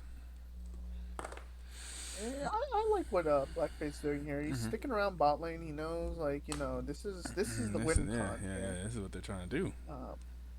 Meanwhile, there's a scuffle in the top lane a lot. I wish I It is. had Oh, a. Skarner is here. Oh, Ooh, is not going to be able to get anything. he did get a plate there. We are looking up top lane from Quaker's perspective. Did look top a little bit. Looks like that was not too bad for Udyr.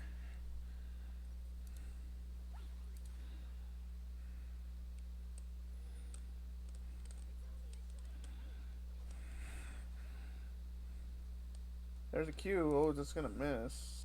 Face, exerting a lot of pressure here. It's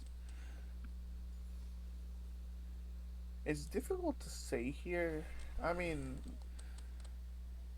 who got first Void Grubs? Skarner, right? Yeah, yeah. Mm-hmm. Yes. Okay, so I know exactly what's happening here. I'm pretty sure as Grubs come up, right now, UBC is calling. I mean, if I were him, I'd call mid lane to switch to bot lane and then go to secure Grubs here because, you know, I would not want, you know, Frostline's having it, but There's the it's gonna be an ultimate. ult coming down. Alright. Oh, Set is His here. best year. Set is here doing a lot of damage to Veigar. Veigar's gonna go down. Wait, is he gonna be able to? Okay, a quick teleport in from Set as soon as they saw that the ultimate, the Demacia from J4. I mean, yeah, he saw that Udyr was nowhere to be on the map, so it's kind of free because now he just gets to walk back to lane. Yeah. Or even if they want, they have. Oh wait, Skarner being caught out. Oh, Skarner is not gonna be able to get through the. Not gonna be able to. Oh, is going to live. survive. We see a teleport is coming into mid lane, but Skarner is able to live there. Looks like J4 is doing the grubs at the top side of the map, though. So they are able to split the grubs, potentially should be able to split the grubs. Frostline seems to be unaware of it. And Skarner's on the opposite side of the map. You know, I don't know why Skarner decided to go to Drag. Drag there makes 0 sense. So the set gets the kill mid lane, and then their jungler, the J4, was like 10 health. J4 has to back. Grubs are coming up right then and there. You have Set who's already there. You guys just take grubs really quick, and you have 6 grubs. Yeah, you're behind, but you have 6 grubs, right? Which are huge. True. And now you decide to go get Drag. Wait, they didn't. Honestly, did J4 get interrupted at Void Grubs? I guess Set ended up grab him. Set grabbed the 1. Yeah. Seems like. Interesting. J4 was there for so long. I figured he would get them all. I guess it did take a while. I know what happened. When the Set got the kill, he went topside and he took one of the grubs. Thinking that he was going to be contested, he decided to only take 1. Oh no, he took 2. It seems like no, he took 1. He took 1. Okay. But unfortunately, that's not going to give you Void Grub buff, as you need 5, not 4. That's a brilliant hook. That's going to be not a dead. See, this is the survivability I was talking about. Milio's going to grant a lot of survivability there, but you know, regardless of whether you survive or not, that knocks you out of lane. Yeah, Skarner is here. This turret is also quite low. So this bot lane here of DPS doing quite well. We are hearing the audio of a different stream. I can't switch the audios in time.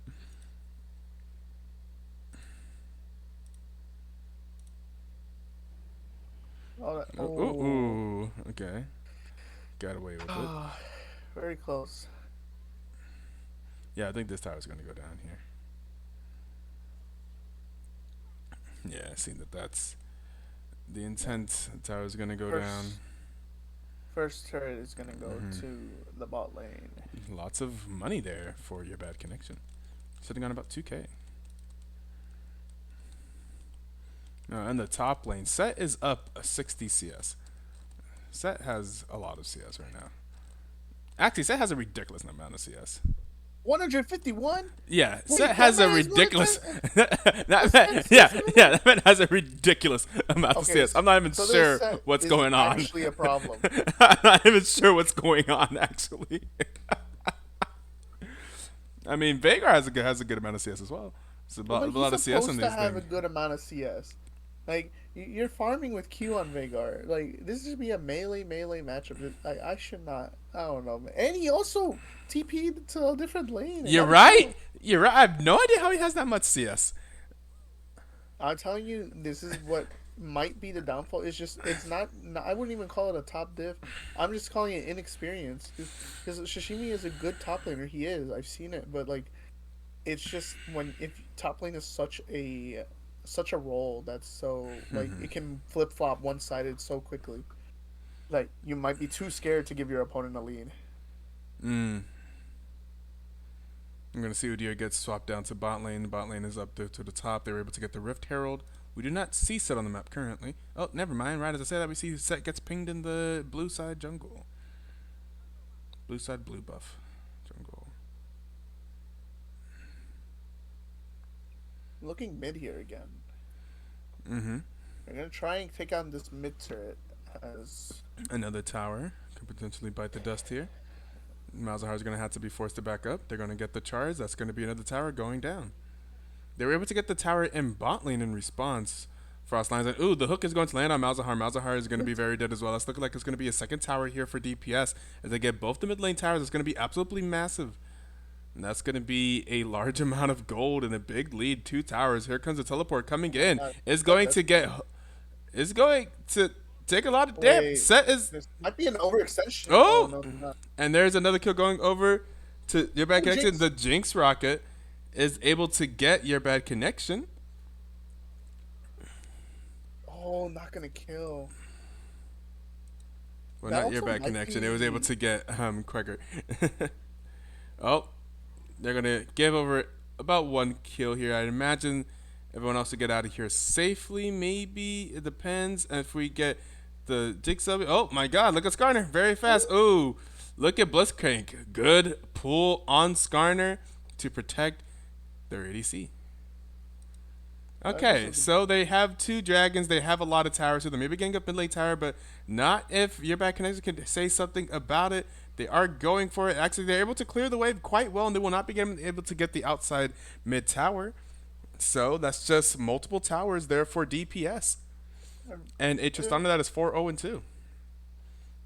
And they were able to kill the set as well. Yes, that's unfortunately TPing right onto the cage. Yeah. And getting blown up for it. This This suppression coming out on the Veigar, that's going to be a dead Veigar. Veigar is dead yet again.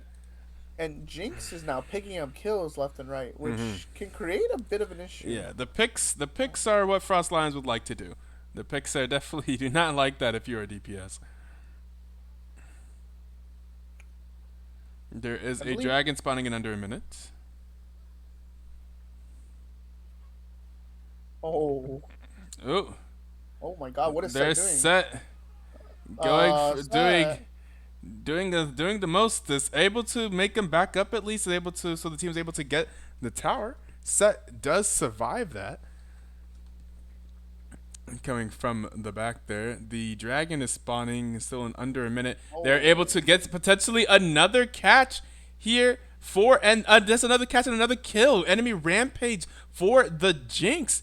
Taking advantage of their lack of vision here as they walk into it multiple times now in that same bush. I don't understand the propensity of them walking into darkness. Like, this team is obviously front to back They wombo are, combo. yeah, they are starting So- up. The dragon has been started up. Garner is taking a lot of damage. The dragon is at about half HP. They are still doing the dragon. The dragon's a little bit less than half HP. The dragon is going to get secured by Skarner. Here comes the kill. And, oh, Jinx is excited. That's 1 kill going over to Krager. Another 1 kill going over to Malzahar. Krager is looking for more. Your bad connection is dead. And that is a 2-for-1. Okay, Veigar able to pick up 2. Jinx is excited. They are looking for more, looking for Veigar. Veigar does have the cage and should be able to live this. Looks like they should be able to live this. Will be a 2-for-2 in exchange also. But Frostline is also picking up the dragon. Now, earlier we saw Jinx was out of this game. Definitely getting back into it. And now very back into it. And see, this is how much easier the comp for Frost Lions is. All Jinx needs is a kill on a large monster or an assist on a champion kill. Right? And she gets excited and she just like runs That's everyone death down. cap for Veigar. Veigar should be pretty big here. 778 AP. Veigar is pretty huge. 179, and the CS is now even with Set. Set CS rate has fallen down a bit. On the way to catch the Malzahar out in top lane. Will Malzahar be aware? Aren't they going to be aware? Aren't they going to back up in time? Teleport out of there. Iron Thug is certainly going to die. Is definitely very dead. Is very, very dead. Very, very dead. What will Frostlines do with that? Do they get a tower or something? That's a huge catch out there. Iron Thug just not in the right place at all. seeming to be completely unaware, must have had no vision up the entire north side of the river. They ran there from mid. Gonna see mid lane tower. Will they be able to get the mid lane tower? They do not. DPS holds it. And in fact, DPS get a tower in the top lane. Will Skarner's gonna be Skarner be chasing able down. to get Tristana? Oh, yeah, no. It's a little bit tougher for Skarner to chase down an ADC now if you can't just just click on them and ult them. I'm gonna be honest. I don't even think Skarner kills there. I think Yeah, Skarner dies there, even if he yeah, gets sealed off. yeah, that's fair. Skarner is definitely struggling in this game. They picked it. They wanted to have fun with it. Therefore, that they're paying for it. Hasn't been doing fantastic. But DPS, I mean, 9 of their kills are in their carries. So I think they're very happy with this game state right now. You do need to kind of. Here comes Set. Set's gonna be duking it out with the Udyr. Udyr should be able to get out of that. If there's one thing Udyr Udyr at half can do, is HP. just run away. Yeah, true. But that will be some added The pressure. Baron is alive. There is some posturing around the Baron here for DPS. They do have the vision this time. They do have the vision advantage. I imagine the teleports are ready as well. I'm just going to go and clear topside. We see some people pop up in the mid lane. What will they do around the Baron? What is the Baron power play? What is the decision? Skarner potentially walking up way too far. Definitely walking up way too far. Skarner is going to be inside of the... Yeah, going to take a lot of damage there, but is going to be fine. They don't know necessarily enough of the position of Frostlines to be able to engage on Skarner there. Although Malzahar is topside, I think they definitely had Skarner dead. Yeah, Skarner is going to die. Yeah, Skarner's gone. Skarner just gets ulted there. Another kill going over to Veigar. Skarner just kind of running in circles there, chasing its own tail. And that should be the Baron. Yeah, jungle's dead. Jungle is dead. What can they really do to contest you here? Where's Set? If Set's not around, I mean, yeah, okay, they're going for something. Going to have a Hex Flash from... Oh, Ed is going to grab one. Able to grab... Is that the Jinx? That is the Jinx. The Jinx is grabbed. The Jinx is dead. That's a huge shutdown. Great hook. DPS getting now 2 picks now. Potentially going for more. And that's going to be Malzahar going down as well. So, yeah, Frostline's not able to contest that dragon at all. And, yeah, Veigar is doing just a ton of damage now. Major is Soul this for the Stealer. content? Oh my god. Okay, so I am all for the book. Trust me. As a Vel'Koz player, I love grabbing the book. But He's gonna go back, okay. knowing that this isn't probably the thing he should do. I wish he would have gotten the book. That would have been amazing. That would have been so hype. I feel like if There's going to be a dragon here. They end up not getting the Baron, but they will be getting this dragon. Okay, so solid few team fights there and picks by DPS. I think they give them a solid lead in this game. If I had to guess, they definitely have a sizable gold advantage. Yeah, I don't know you have to exactly what keep it in is, mind but that they are not out of this game yet. Frostlines. Frostlines are not. Oh yeah, well, I Jinx mean, is- when you have a Jinx, you have a chance. yeah. As Although like, Veigar we've- being massive does make things a little bit more difficult too. I mean, we've seen a massive Veigar before, and exactly this situation where there was a Jinx on the other team. If Veigar isn't very careful with his targets on his R, who he can one shot, then Veigar becomes semi useless. Like, I mean, yeah, his Qs are gonna do a lot of damage, but once Jinx does a reset, I think Jinx just like kills him, like one shots him. I don't think he has the survivability that he usually does, as he does not have Seraphs, he does not have Roa. True. So that he is full burst here. Yeah, full burst, making him vulnerable to just dying. But if you're able to get his burst off first, you'll also be able to just delete Jinx. So they're both able to delete each other at the moment. The problem is Jinx is a little bit better at deleting multiple people in a fight. Very true. That's obviously something that has to be played around. But Yeah. as this Now goes the on, Baron will get started up. Frostlines does not seem to be in a position to really contest. Here is Skarner. Hasn't really been doing much this game. Is on top. Is going to get caged. The hook is going to go wide. They are going to grab. And look, and like USS. the QGS that Kyogre just purchased. just now purchased last back. The QSS immediately getting a lot of use there. Tristana goes down to Malzahar, but Tristana is able to trade back Malzahar. So a 2-for-1 and the Baron in favor of DPS. DPS continuing to grow their lead here. How did Jinx die? I mean, how did Tristana die there? I'm not exactly In sure. what world is Malzahar allowed to walk up? Malzahar must have had a great flank. I don't think the top laners even joined in on that fight. They're just in the bot lane doing things, trading against each other. What? And, 1-4. We are book gaming. Oh, yep. The book has been purchased. Good that he purchased the QSS first, right? Because if he purchased the book and not the QSS, then would have just died there and would have lost his stack. So yeah, amazing that we saw that happen. A genius. Yeah. Well. Good decision making there by Quagger.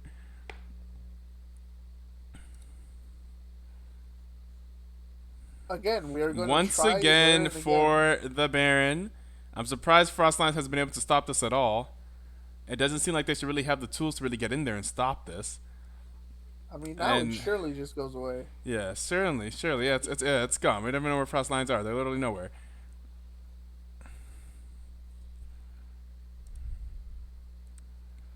Okay.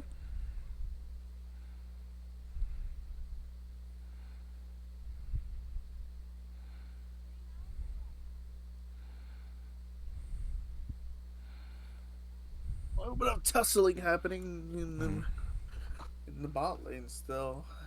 Yeah, this set has not joined the fight.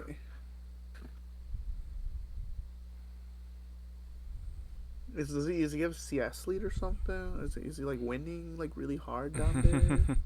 Yeah, exactly. I have no idea what's going on. I'm very surprised that we have like the set should be like the win condition for Frostline, but set hasn't been joining these fights. They've just been just landlocked by just shoving back and forth waves with Udyr. Which, as far as I'm concerned, if you're DPS, you're very happy with that. Yeah, Udyr, keep him down there. It is a 2.5 minute delay, and so I still have the game up, because my computer doesn't poop. And set at the time of 26 minutes and 30 seconds is up like 110 CS. Oh, and this set is really strong. Okay. So once he joins this fight, I'm just like we're just waiting for Set to scale. Like, why Set's not getting these? Meanwhile, inhibitors are going down. There is Veigar does go down, does get shut down, but they did lose an inhibitor for it. So I mean, DPS like, yeah, sure, we'll take that. The DPS looking for a death blitz potentially. Will someone walk into them? They do have the blitzcrank. Blitzcrank is looking for something, could be fishing for something. Veigar goes down. There is a dragon spawning soon. Veigar may be dead for that. I'm not exactly sure the exact timer. And looks like they are going to guess that someone is in that bush. Good job not just walking into that. They will be scattering now like bugs whenever the light turns on. This is going to be a very important team fight here. Yeah, big team fight. If I'm Frostlines, I want this team fight to happen now. This team fight needs to happen now. There is... No, okay, they lost a lot of HP off of Set. The ultimate from Skarn is not going to land on anyone. But they wanted this team fight to happen while Veigar was dead. They kind of flubbed it there, though. Nothing really happened. And now that's just going to be pushing down the mid lane with the Baron buff for DPS. Like, sure, go ahead. Take the dragon if you want. Teleport's coming in from... Yeah, just on R, just absolutely huge. Teleport's coming in. Oh my goodness. Oh, my God. They don't have a wave. Now they do. Okay. But now they bail out the TPs. Jesus Christ, Set just demolished Veigar there. Veigar respawned, teleported back, then instantly died to Set. Veigar is going to be spending 2 solid minutes of gray screen time.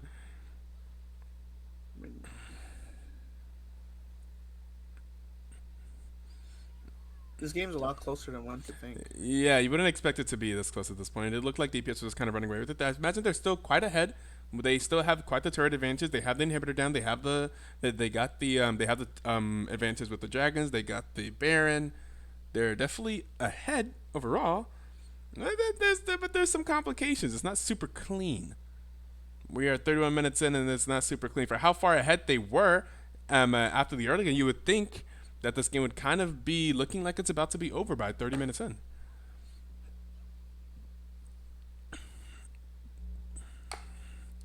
Frost Lions having some chances here that you wouldn't expect them to have.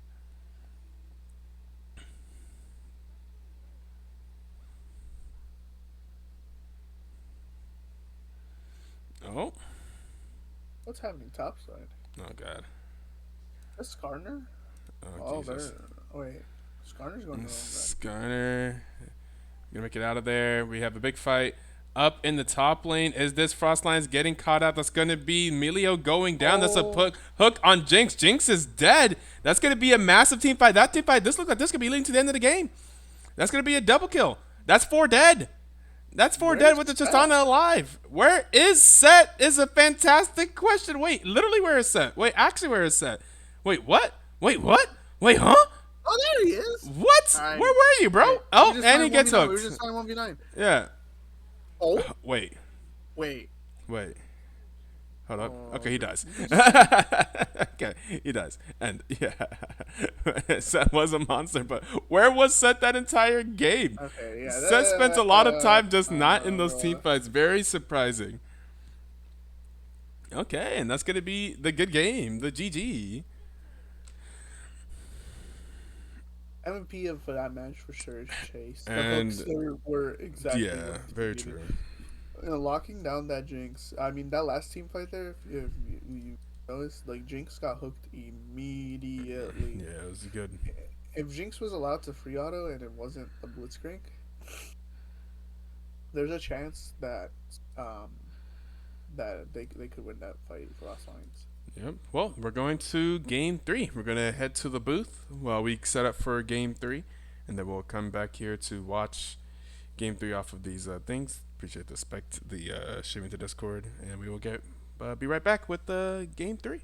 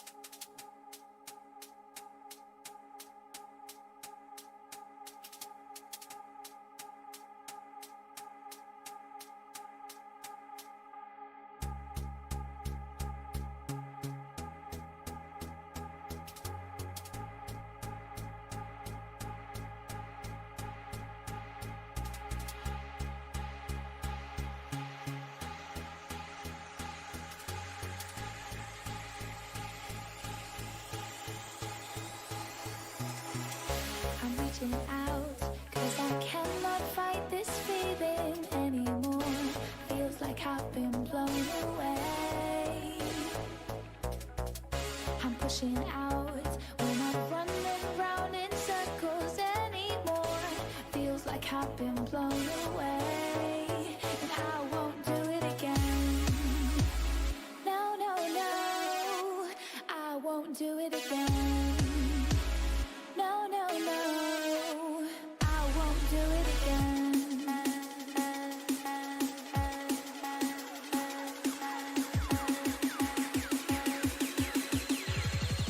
And I won't do it again.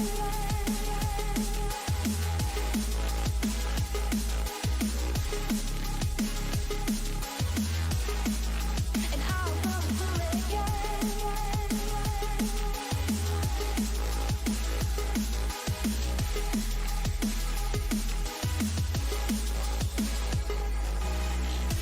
These words won't get through to me when I'm not listening. These words are no use, no telling me, is this worth risking? And I won't do it again.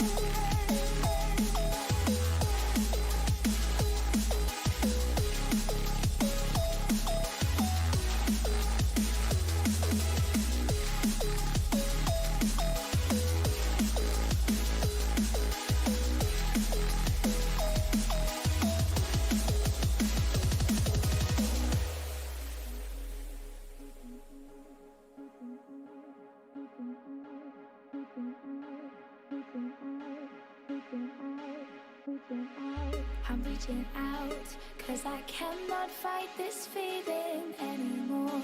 Feels like I've been blown away. I'm pushing out, we're not running round in circles anymore. Feels like I've been blown away, and I won't do it again. No, no, no, I won't do it again. No, no, no, and I won't do it again.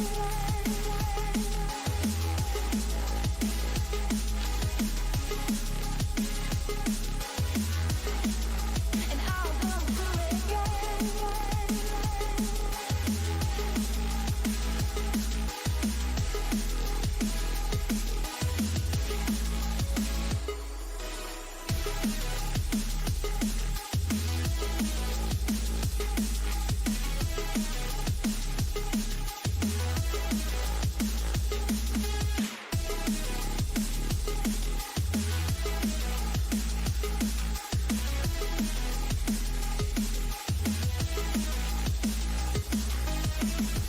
These words won't get through to me when I'm not listening. These words are no use, no telling me, is this worth risking? And I won't do it again.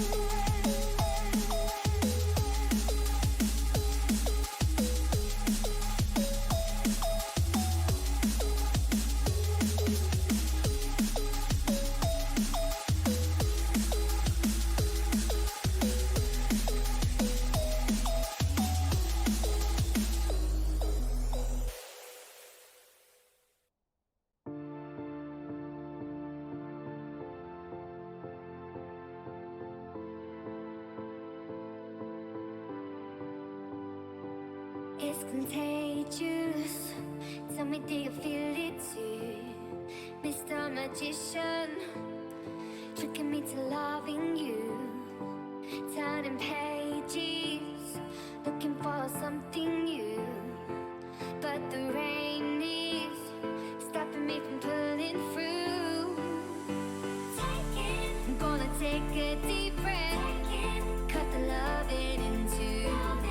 'Cause I'm needing that day, coming straight there from you. I'm gonna take a deep breath, cut the loving in two. 'Cause I'm needing that day. Oh, Mr. Magician.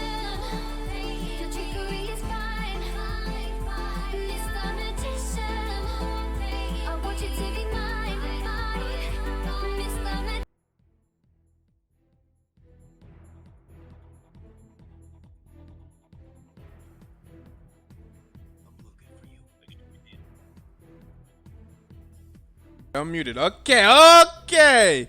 Here we are into our final game of the night, the final game of this match between Frostlines and DPS. DPS coming back in game 2 and securing the victory, forcing a 3-game series, and they decided to take red for game number 3. So Frostline's back on the blue side, DPS back on the red side. Frostline's banning out that Blitzcrank. They don't want to see that shit again. That Blitzcrank being played very well by Charybdis, and they're going to ban it out immediately, along with the Anivia. DPS banning out the same that they banned out last game. If it ain't broke, why fix it? Banning out the Lucian, the Lucian ban is so funny to me, but banning out the Lucian, the Gallo, and the Lissandra, therefore letting Frostlines once again pick up that Jinx with the first pick, which, you know, I think they're happy with. They're like, yeah, sure, bro, we'll take that. And DPS taking the J4 back. Again, if it ain't broke, I mean, why fix it? They're going to have to make one difference, which is going to be the Blitzcrank. But other than that, just keep it going, keep it rolling. Very true. And, you know, the Blitzcrank isn't the only hook champ that true. Chase has here. He has Nautilus. He's played Thrash.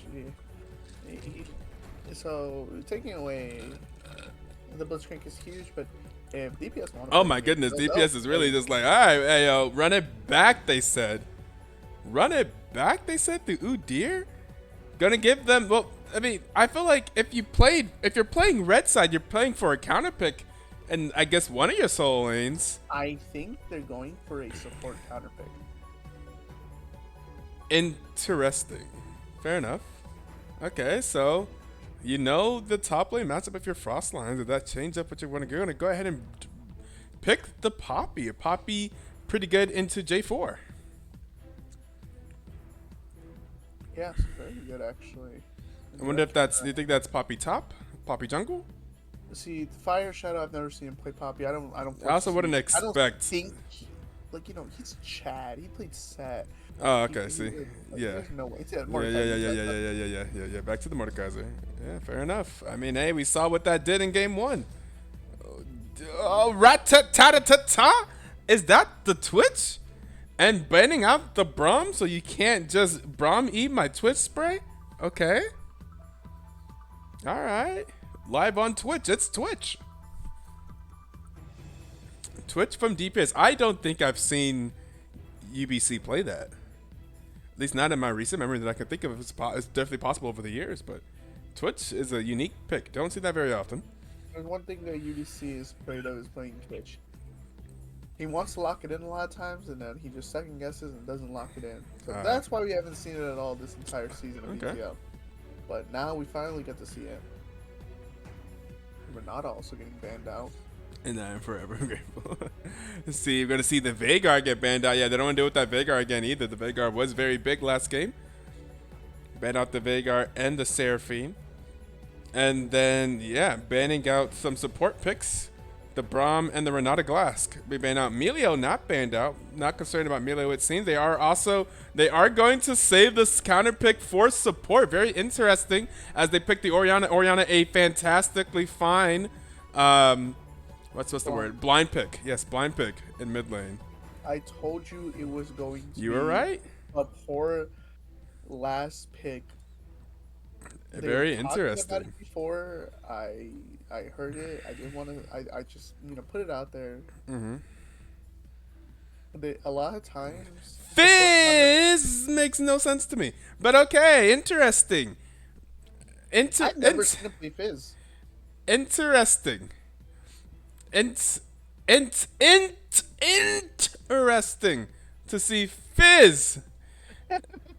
Fizz, very interesting. Mostly because whenever I used to play a lot of mid, if I saw Fizz, my go-to pick would be Orianna. Orianna doesn't hate that matchup. Like, it's not amazing, but it's not, like, terrible. Orianna has ball. Like, she doesn't hate that, I don't think. I wonder if Iron Thug's tired of getting ganked. I guess. And it's Camille. So they pick up the Thresh. So both supports are last picked here for both sides. Frostline picks up the Thresh, and in response, DPS plays Camille. I think Thresh is pretty interesting. Thresh Jinx is a solid bot lane. I think Thresh is a pretty good, like if you're picking blind, I think Thresh is usually fine. And they were okay with that. Going to see it into the Camille. Interesting. That'd be interesting to see how that goes. I'm not exactly sure what to expect from that. it feels to me like Thresh could be fine into Camille.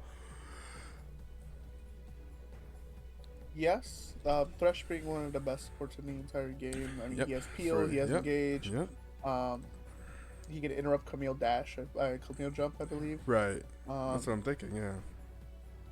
So it's a good good pick. Obviously on the side of DPS we have ball delivery system in the form of J4. 100%, right. Technically we also have it with Camille. Camille can also jump in with ball delivery. True. And to an extent Udyr can also deliver with Empowered E. Empowered E allows him to be CC immune.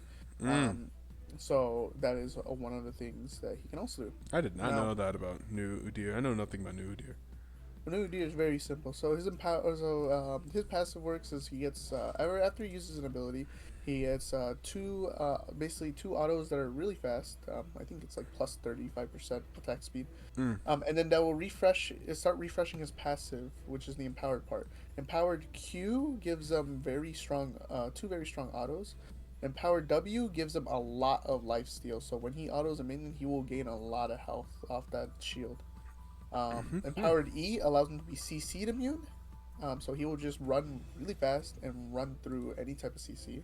Empowered R is you already know his like big sphere, like little circle, his Mordekaiser-esque type of thing. But this time it will follow the person that that he is latched onto. I see. It's really nice to do if you're going a little bit AP, as that scales really nicely. Oh, it doesn't scale insanely with AP, but it does do a lot of damage. But every single time he uses an ability and hits either a minion or a champion, the abilities will refresh, allowing him to switch stances, and those stance refreshes and those autos will allow his passive to come back up, which gives him his empowered. So obviously he will be wanting to fight a lot to do that. Okay. That being said, we do have the Mordekaiser pick. Yeah. We saw game one what it could do. Yeah. Does it? What did they play game one into it? Was it James?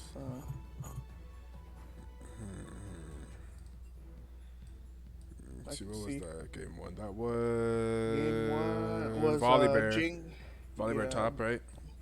Volibear top, and then Vex, Maokai, Braum, and Jinx. Yeah, it definitely looked like DPS was winning that first game. I think about it. They definitely were. Yeah. And I mean, it's hard. It's gonna be hard to kind of see who wins this. Especially topside. I think Udyr definitely loses to Mordekaiser. That's what I'm thinking. It feels like you really messed yourself up. You put yourself in like a more difficult, like an even more difficult matchup against Mordekaiser top than you did before. Picking the Udyr blind is interesting to me, and you did that in favor of picking your support with counter pick, and you get Camille support versus Thresh. It was like, I will say, I feel like in terms of matchups mid, I don't think Frostlines did a good job taking advantage of knowing that there was against Orianna. Maybe I'm wrong though. Maybe Fizz does dab on Orianna, and I just am unaware. Like it feels like to me like that's not that bad of a matchup. Like Orianna has like I feel like when I play Orianna, the matchups I hate are like range. Like Orianna into like Xerath or Vel'Koz feels typically pretty bad, but Orianna into like a not range matchup usually feels pretty good. Orianna in general looks pretty bad right now, so I don't know. Counters, Shangagan, let's look up Fizz. Oh no, Fizz demolishes Orianna on OP.gg. Alright. Well, this is obviously going to be a skill matchup. We're going to have to see it. Yeah. Fizz, if Fizz gets fed, she's going to be one-shotting. Well, yeah. But if it's even, then J4's tanky, Udyr's going to be building tanky. To jump onto the, Twitch is going to be your primary target, but, they have Orianna for shield or for speed up. Camille can peel to an extent. J4 can obviously peel. We can lock it down. Fizz has E to get out of J4 ult.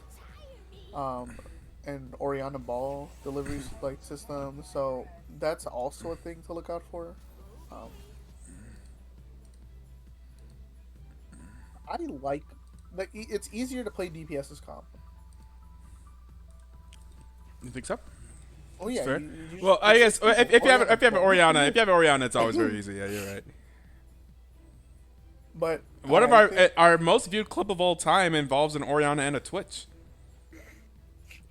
on this channel. It's a Twitch. It is actually driven me crazy from LSD.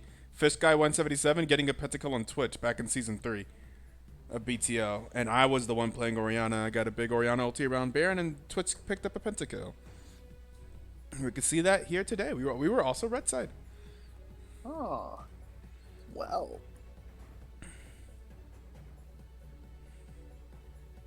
Someone just bet 39k points, 36k points on DPS. For real outshowing my 290 points. Yo, the Frostline's return is gonna be crazy. Yeah, man. Honestly, I'll take that 128.24 to 1 odds. Okay, never mind. 7. That's still 8 to 1. Yeah. Hey, whoever put that, hey, who did that? I want to know. I just want to know, man. We're definitely gonna have a game on our hands, and we don't actually have to wait for load-in because we are jumping into the DPS chat because we cannot rely on spectate because Riot hates us. Riot actually hates us, so yeah, let's go set that up.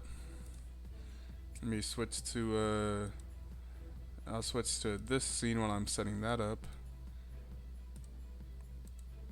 Okay. Okay, and then also add this one, and then pop it out, and then do this, and then do this, and here we go. All right. All right, stream. Here we are. Turn off the music. And we are ready. We have another 5-stack here. Well, is it a 5-stack? No, Camille's not here. 4-stack. Looking for... So not as interesting of a level 1 as we got last game with the 10-man level 1. Oop. Oop. What am I hearing? Wait, what am I hearing? It's Stevie. Let's go. There's some audio coming from your mic. I was like, wait, what am I hearing? It's just like I hear like a TV show or something.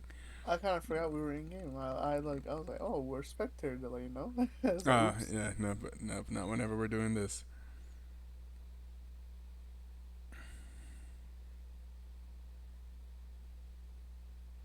Cracker with a nice 236 frames per second.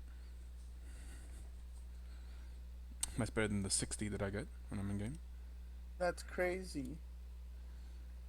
I don't know if I actually get 60, but I'm pretty sure I have a 60 hertz monitor, so it doesn't really matter.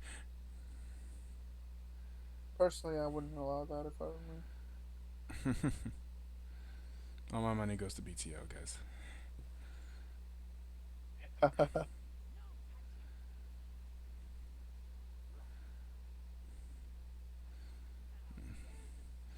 Oh, we're hearing the bot lane audio right now. We'll see if we see any level shenanigans for a first level 2.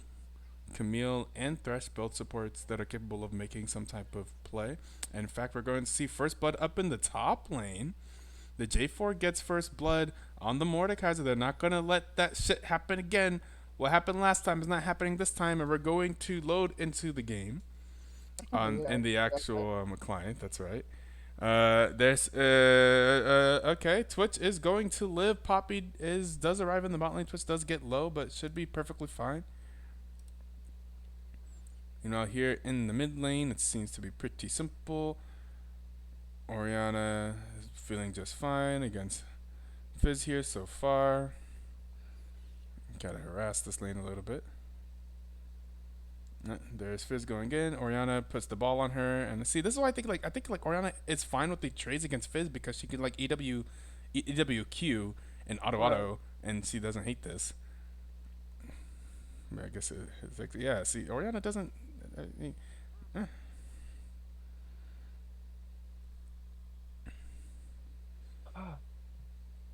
Oh, potentially some movements here. looking for the Poppy and is going to get denied by Poppy's. I think it's Steadfast. I'm not exactly sure. Back in the bot lane. This Not Camille's too terribly definitely much gonna going on. have roam priority over this Mhm. Thresh. I think that's what DPS was aiming for here. Yeah. I was like, yeah, if you're gonna take my Playmaking blitz, and I'll support, play yeah. something that's gonna play make just as hard Right. and have that same threat. Mhm.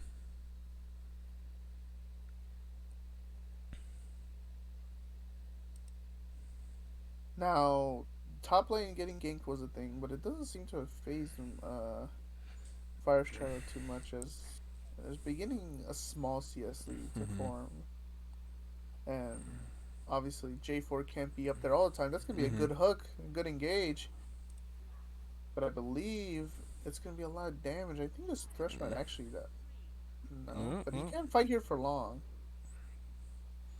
Yeah, able to trades. Come on back. J4 is in the area.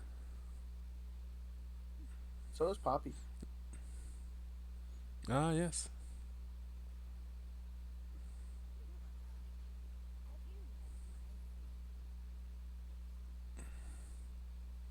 It's a little off-putting for me right now. I just realized that I saw a blue ward. I thought it was for the blue side. Like, oh no, we're spectating red side. So the blue ward is actually for the red side.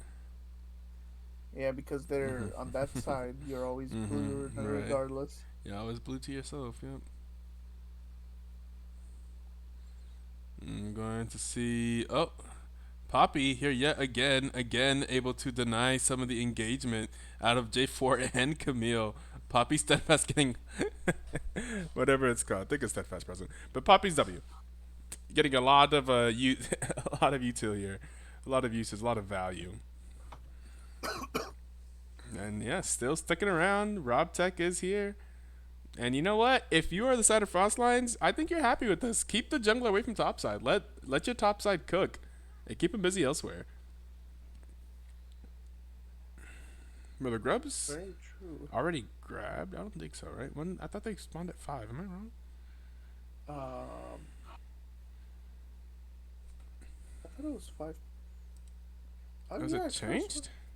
Has the first one already gone to Frostline? I was not paying attention. Well, obviously DPS does not have any. Yeah. Unless they change it to 6, which would be a significant change. On this patch, but I don't know. Interesting. I don't know when they would have done that.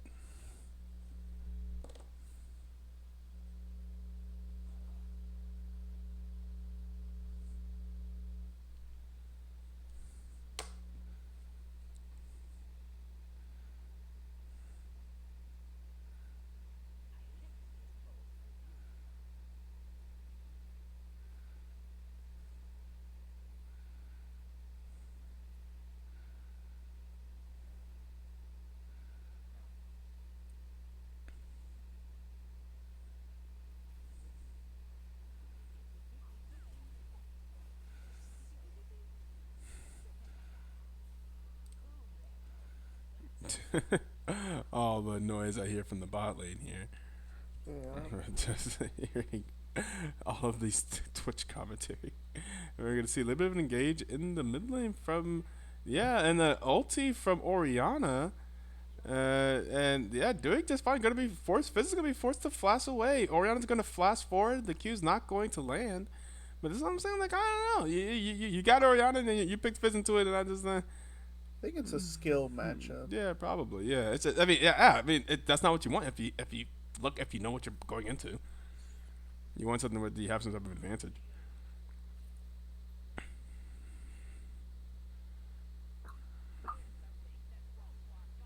And just the quickness in what they picked it. Maybe he just really wants to play Fizz. Maybe he likes to play Fizz. He saw an opportunity, like, well, I know who I'm playing against. Let me play Fizz. That's gonna be Void Grubs going over to. Is that the first or second pair? Is that the second pair of Void Grubs? So that's the second pair. Oh, Orianna is going to get low here. That's got to be a kill. Going over to the Poppy. A good gank there from Oriana is going to handshake the dragon's going to go over to the side of DPS. But the Void Grubs, I'm not sure what number that is. The Void Grubs going over That's gonna be to first Frost Void Grub. Lines. Okay, so why did it spawn at 6? Does it spawn at 6 now? Yeah, this is the only on 3. Interesting. Yeah, I wonder what's going on What's going on top side? I mean, not holding tab long enough. Still Yeah. on one. Not much actually. I mean, I feel like this Mordecai is just gonna come out of lane. That's when he's gonna be able to do things. Yeah. I think he might Well, be a just little bit more wondering wary now. how is lane going? Yeah, where it's after dying to that early gank. True.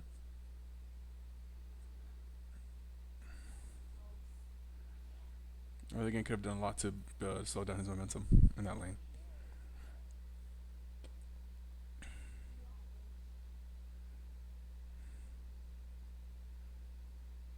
Yeah, Oriana is just yeah, he just do this. Oh, probably the wrong time for the Fizz to go in as they are here. And but Jinx does get a kill off of the rocket, but that's going to be a kill going over to Twitch. It's 2 for 1 in favor of DPS.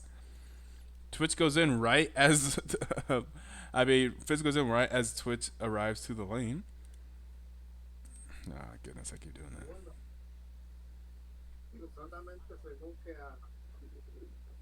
And looks like they may be ganking bot lane as well. Bot lane potentially in trouble. Are they moving in time? I don't think they're moving in time. I think it's a little bit too late. Well, how will they get out of here? They're going to run straight into the Twitch. And there's a flash from the Jinx. Jinx is trying a lot. And it's going to go down to Camille. Camille does get the kill on the Thresh. Fizz is down here now, probably a little bit too late. And that's going to be a kill, another kill going over to DPS. DPS up 4-2. Most of the action happening in mid and bot, but they did get the early kill topside. 72 CS for the Udyr. I did not see how much the Mordekaiser has. 91. Looks okay. Mordekaiser up 20. So, you know. All in all, not a lot happening though. Could be worse.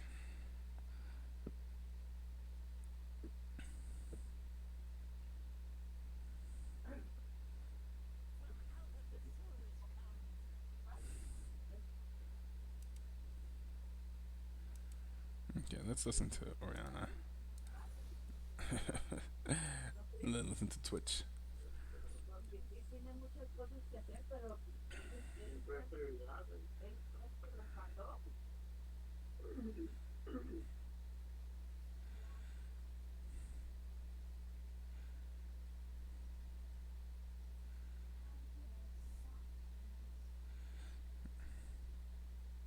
Camille looking for something mid potentially.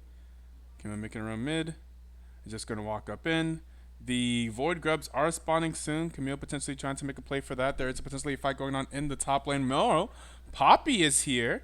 And they are looking for the Oriana. The Oriana is going to get low. Oriana is going to go down. And the Jinx rocket is going to be here as well. And they're going to pick up 2. They pick up the Camille as well. The Poppy was there lying in wait. Very nice counter gank from RobTech there. Yeah, crouching tire hidden dragon. And, you know, honestly, that just came down to the different jungler. Just not enough damage there to really take down a Poppy. And here is the engage in the bot lane with the ultimate. That's going to be an ultimate from Twitch. That should be 2 kills going over to Twitch quite easily. Oh, the last one's going to go over to J4. But either way, 2 kills as well. Trading over 2 kills. So they lost 2 kills in the mid lane. They got 2 kills in the bot lane. The Twitch is 2-0-3, looking and feeling pretty good. And Oriana pushes mid lane. The Twitch is the Fizz is quite low and getting lower. Yeah. Jesus, yeah. Fizz is potentially cannot be here. And it's going to be plates, and it's going to be more Void Grubs going over to Frost Lines. Frost Lines, I think, now having all 6 Void Grubs.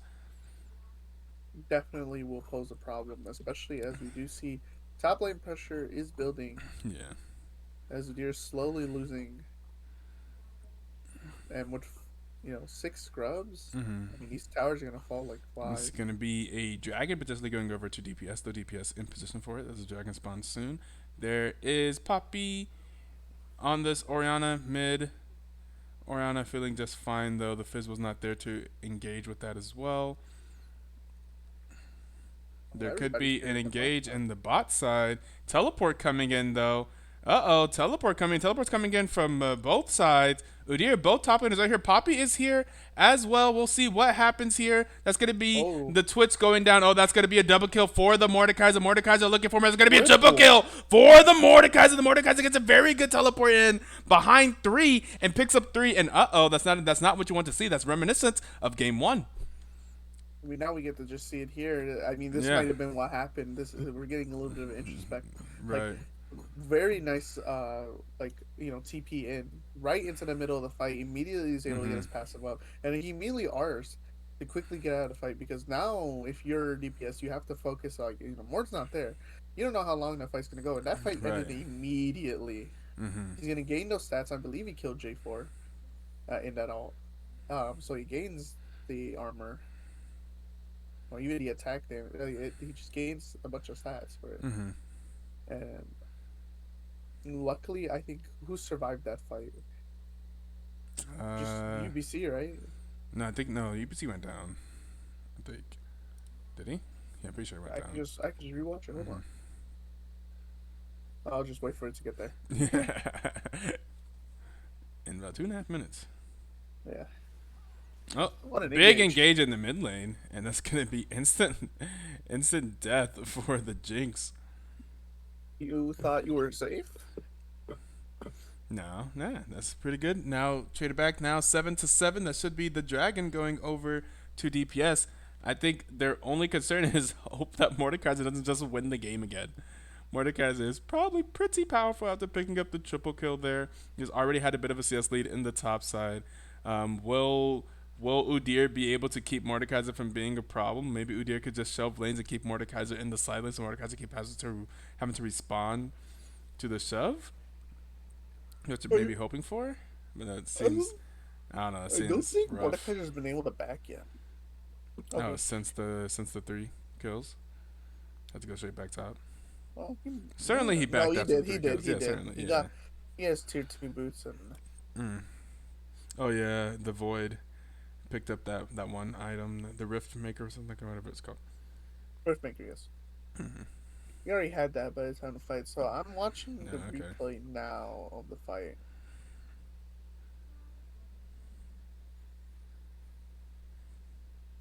I think So he UBC kills went down. Twitch first.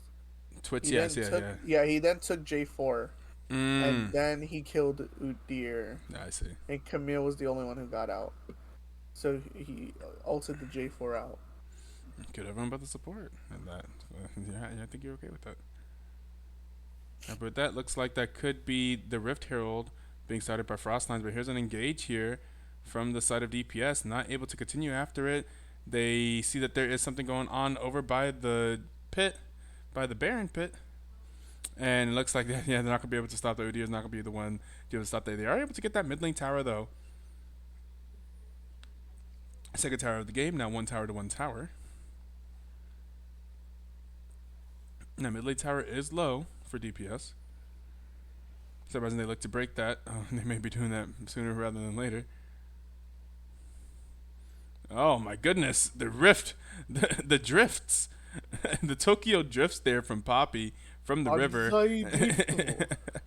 And they're going to do some more damage here. Okay, able to get the second tower low as well. Also, was Rift Herald always that fast? I feel like Rift Herald came in so fast there after drifting in from the river. He speeds up. It speeds up. Oh, okay. I see. As That's it why. reaches the end, it reaches its max speed. I see. Just reached terminal velocity.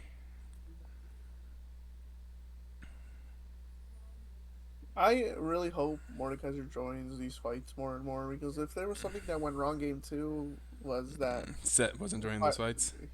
Set didn't join the fights. Mordekaiser's already not a split pusher. Yeah, that's fair. Definitely enjoys team fights. So I think just a little bit different than Set. I mean, all Set is Set is a team fights. fighter. Yeah. You're right. You're right. He's You're right. Set does like team fights as well. Don't get trapped in feeling like you have to. I guess maybe the Udyr just keeps pushing the waves, make you think you always Now, have to to be fair, respond to the last Udyr. game the Mm-hmm. set did not have TP in the times that he needed it. Like he had TP, but it was on cooldown. Okay, looking for potentially a gank in the top side. I don't think you even want to gank top side right now. I don't think J4 and Udyr alone actually handle Mordekaiser. I think it's one of those situations where like it's too far behind to gank.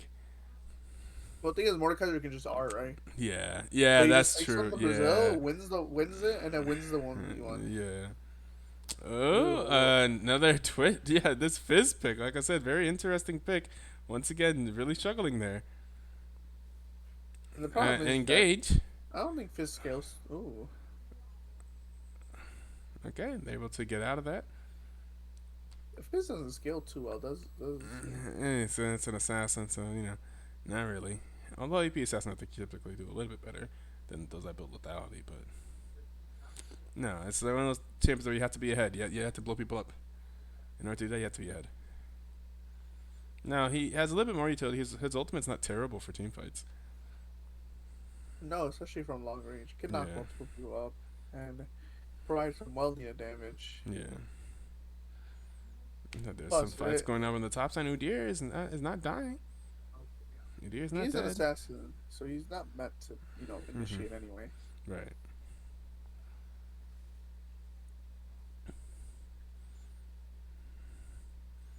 For initiating, I suppose they have Poppy running in, flanks. Thresh hook. Their initiation isn't amazing. The Fizz ulti is one of their better initiate team fight starters. Where is the Mordekaiser? There is a dragon being prepared for here. The first two dragons of the game went to DPS. We are walking towards the Baron pit for DPS, so maybe they're just going to handshake that dragon, except they're not going to get that dragon. Who is there? That was the Mordekaiser. The Mordekaiser is there beating up on somebody. Mordekaiser does get one. It is the Camille. Camille is gone. Here's Ooh, I don't think- Mordekaiser. this But is very Mordekaiser's bad going to go Mordekaiser. down. Yeah, Mordekaiser's going to go down. Where isn't And this a pop off for the Twitch. The Twitch is going to take some damage there from the Fizz, but not able to get. Oh, the Fizz is actually able to pick up the kill, but then does go down to the Udyr. There is more fights going on here. Here's that's the a lot ultimate of from the Orianna, but then there's gonna be Wait, there's the is just Jinx. going on? Yeah, Full there's health? Jinx. There's Jinx the whole time. There was Jinx. Oh, the slow land's gonna force out the flash. Here comes Poppy. Poppy with the pushback. And the Camille Jinx. ultimate onto the Jinx. The Camille is able to get the Jinx. Camille looking for more. Poppy looking for more. Okay, Camille is out of there. Okay. Okay, well the Fizz was able to do their job and take out the Twitch. That fight ended up being kind of even there. I think it was 4-4 or even on kills still. The teleport coming in. Double teleport coming in by the mid and the top. Looking for the dragon. The dragon has not been started yet. They should be seen on vision. Where is Frostlines? Frostlines is on the other side of that wall. They do put down the ward. They are aware of this. That dragon does look like it's going to go in the favor of DPS. Frostlines, if they're going to look for it, Engage has to do it now. There's the ultimate from Jinx. Not going to land. Not going to get the kill. At least not going to steal the dragon. So that's the 3 dragons going over to DPS. DPS now on soul points. And, feels pretty good. This is a very close game, closer than the previous 2 games so far at this point in the game, 11-11. Are they looking for a catch on the Fizz in the bot lane? Fizz is matching Udyr. Where is Mordekaiser? Where has been Mordekaiser been? Has Mordekaiser just farming the jungle? Like both in this game and last game? Like where's the top laner? How do you not see him on the map? I mean, in the For last how much fight, farm he he did has. join. He was Yeah, there yeah. for the last fight. I'm just like talking about this. Like how much farm he has. Like how do we not see him on waves constantly? He'll be carrying jungle camps. Yeah. I have noted that ADC and top do tend to take Rob Tex camps a lot, as he does play lower econ junglers, and so to keep his laners ahead or to keep them in line with enemy laners, the extra CS definitely helps. The extra gold. Looks like we see some posturing potentially for the Baron. Does Fizz have teleport? No, there's a turret going down in the bot lane. Fizz not able to quite match the Udyr. Udyr feeling does not comfortable have there. teleport. There is potentially a gank op. Okay, no, Thresh is up there. There's actually many people up in the top lane. Where is Orianna? Did Orianna get ulted? Okay, Orianna did get ulted and will go down up in the top lane, yeah.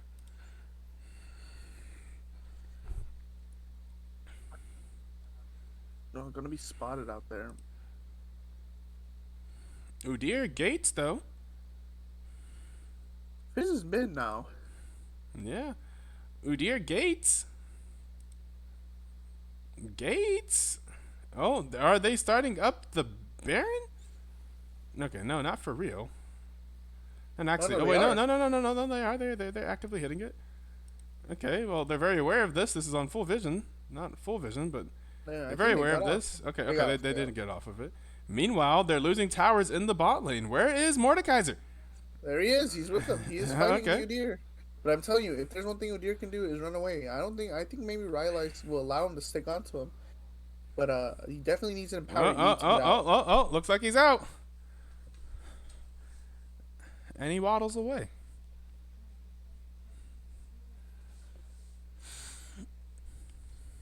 And they got towers. Yes. All the waffling that was being done. Mm-hmm. Phantom getting bot tower. Overall, very even. Mm-hmm. The being down 3 drags really does suck. And definitely this next drag is going to be something you have to fight for. Yeah, I think And Mordekaiser whoa, stays whoa, in the whoa. bot side. Oh, well, we have an engage here. A flash being forced out. Here's the engage. Two flashes. Okay. 2 flashes being forced out. That both bot lane flashes. Both bot lane flashes. Mordekaiser pushed up the bot wave. There is Mordekaiser in the bottom jungle.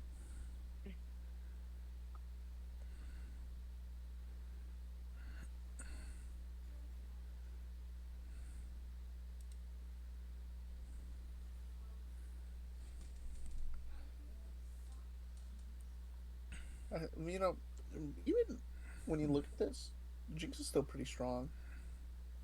Like, I think right now on paper, like in a 5v5 team fight, DPS loses. DPS loses a 5v5 team fight. I would think so.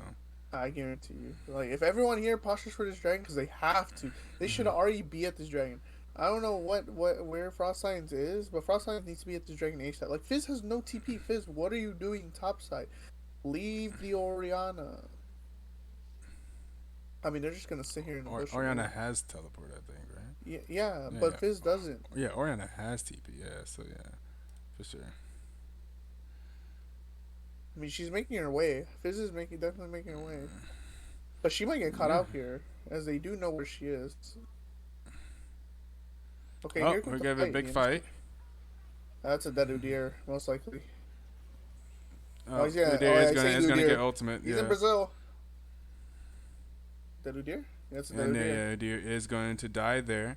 That is Mordekaiser ulti down, but that is very close to the start of this dragon. That's going to be a 5v4 advantage for Frostlines as this dragon spawns. But if you're DPS, you have 3 dragons. You don't really care about giving up this dragon. Potentially could even, maybe if they were ready for it, they could have tried to try to go Baron? for the Baron, but they were not really ready for that call, it seems. So they're just going to give up the dragon, going to lose that fight.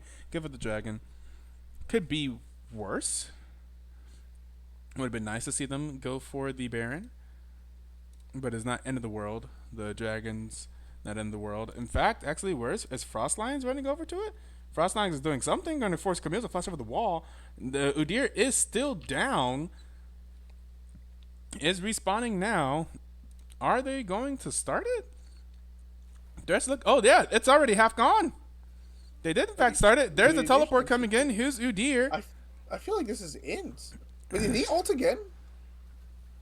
No, Mordekaiser's still in this fight, right? Yeah, okay. And they are able to get a kill. Okay, this Mordekaiser is very healthy.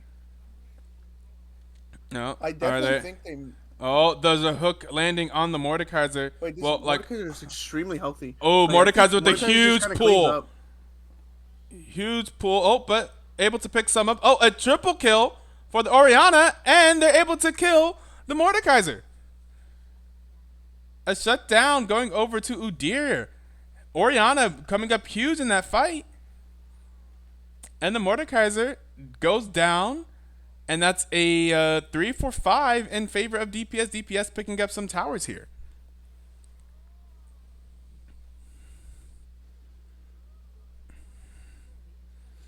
Orianna's first 3 kills of the game come in one fight. Lots of money for the Orianna. And that's going to be Rabadon's death cap. So, yeah, the starting up of the Baron there does not go so well for Frost Lions. The kills are even, 16-16.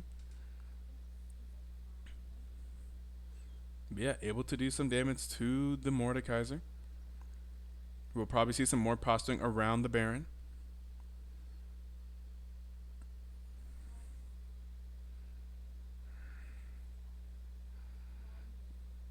Not being able to zoom out is so difficult here, man. Oh, yeah.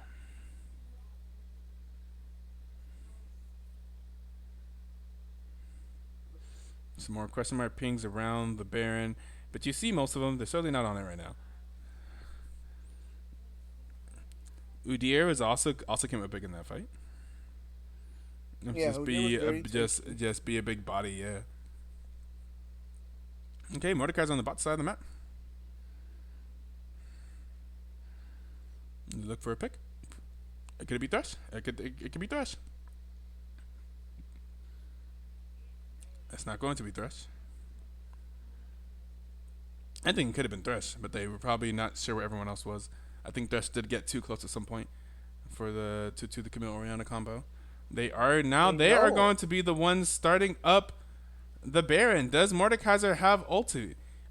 Teleport. If Mordekaiser doesn't have teleport, this is probably. Oh, Mordekaiser has teleport. Yeah, Mordekaiser has teleport. There is the ultimate onto Orianna. Orianna is going to be low. Orianna is going to be forced to flash out. Here comes Mordekaiser. Mordekaiser has arrived to the fight. The Twitch is going to be. Oh, Twitch is going to get hooked though, and there is going to go down. We need an Aura as Mordekaiser. Mordekaiser needs to be able to hit something here. Oh, and the Orianna goes down to Fizz passive, and that's going to be a 2 for 3 in favor of Frost Lions. I would not be surprised if they start this right now. And they do start it. I think they can. I think Mordekaiser can definitely. But yeah, Chase here is gonna try and look for something. Yeah, okay. Knowing that he's gonna look for. Yeah. And it's a very low health. There is the hook. Very low health on the Jinx. Oh, the Jinx is going to. Oh, they're all low health. Udyr looking for something. He's gonna get caught out here. Is Udyr going to go down? Udyr is running away. Is running. There's the ultimate. And not able to dodge at the ultimate. And the kill going over to the Jinx.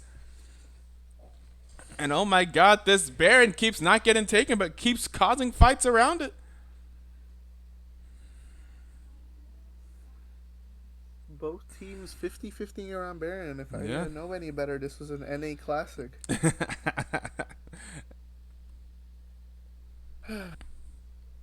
I mean, very tight game. Honestly, now I think it's in favor of Frost Lions. In 2.5 minutes, I'll be able to see the gold updates. As of 30 minutes, as of 2 minutes ago, DPS was up 1k gold, a measly 1k gold. I see.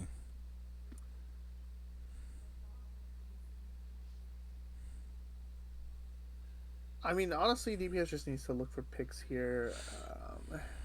Like, whenever they don't see Mordekaiser, look for your pick. Mordekaiser is the issue. Okay, they're going to start the dragon. The dragon has already been got. The teleport is coming in, but maybe coming in a little bit late. Are they going to... Yeah, are they? Okay. But Mordekaiser is by himself. Mordekaiser is caught out. Mordekaiser is going to simply ult Twitch. It's Twitch. I don't think he wins that. He wins there. Does win it. Is able to be out of it. And now outside of the ultimate. Frost Lions seem to have won the fight. They took the Twitch out of the fight and was able to win it. And that's going to be a big team fight win for the side of Frost Lions. Oh my god! Looking now, it is only Orianna left alive. Orianna is probably not long for this world. And able to pick one up. Oriana looking good, being chased. Okay. Okay, Rontek, please. eventually. Maybe. Eventually. Oh my, Maybe. think I don't he know. He could lose this. Oh, okay. Meanwhile, surely now they just do. I don't know. They don't damage for Baron, but this will be tier 2 going. That's a huge shift. Yeah. Right there. Yeah. Huge Yeah. Yeah. Yeah. They don't lose much in that fight. That fight was very much so in favor of Frostlies. Now with a 7-kill lead, I believe they also got the dragon. I think it's 3-2 on the dragons. It is 3-2. Yes, 3-2. So DPS is still up. But yeah, they have not been able to secure that soul now the last 2 times. And they got Baron. Oh. They just got Baron. Oh yeah, indeed they did. So finally, first Baron goes. Yeah. Baron is actually happening. Yeah. And that's gonna be a lot of pressure that is well needed. Why are we getting so many of these best viewers and followers on streamboot.com's chats today? Oh man. Man. Oh, what the heck? I'll tab to the wrong thing.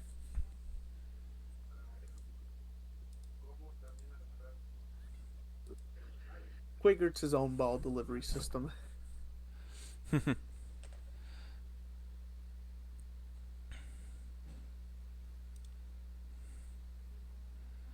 Yeah, these Baron minions. A lot of pressure now. The Mordekaiser, they didn't ban it. They gotta solve the problem, the Mordekaiser problem.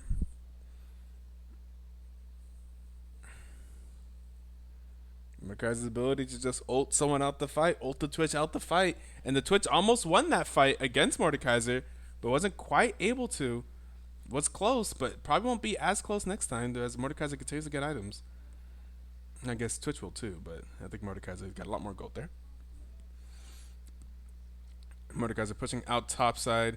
Where are the rest of Frost Lines? Okay, for Frost Lines, looks like they're doing a 1-3-1.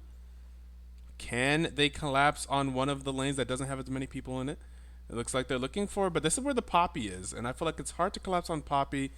Teleports are coming in though, and they are able to kill the Jinx immediately. Here comes Mordekaiser, but Mordekaiser is gonna get done a lot of damage. Orion does a lot of damage to Mordekaiser, and the Poppy goes down to Twitch. Oh, takes J4. This is definitely bad. He's gonna need to take this lantern out. He needs to know lantern's there. Oh my goodness, he's very healthy. Oh, but it's gonna take a lot of damage. Oh my god!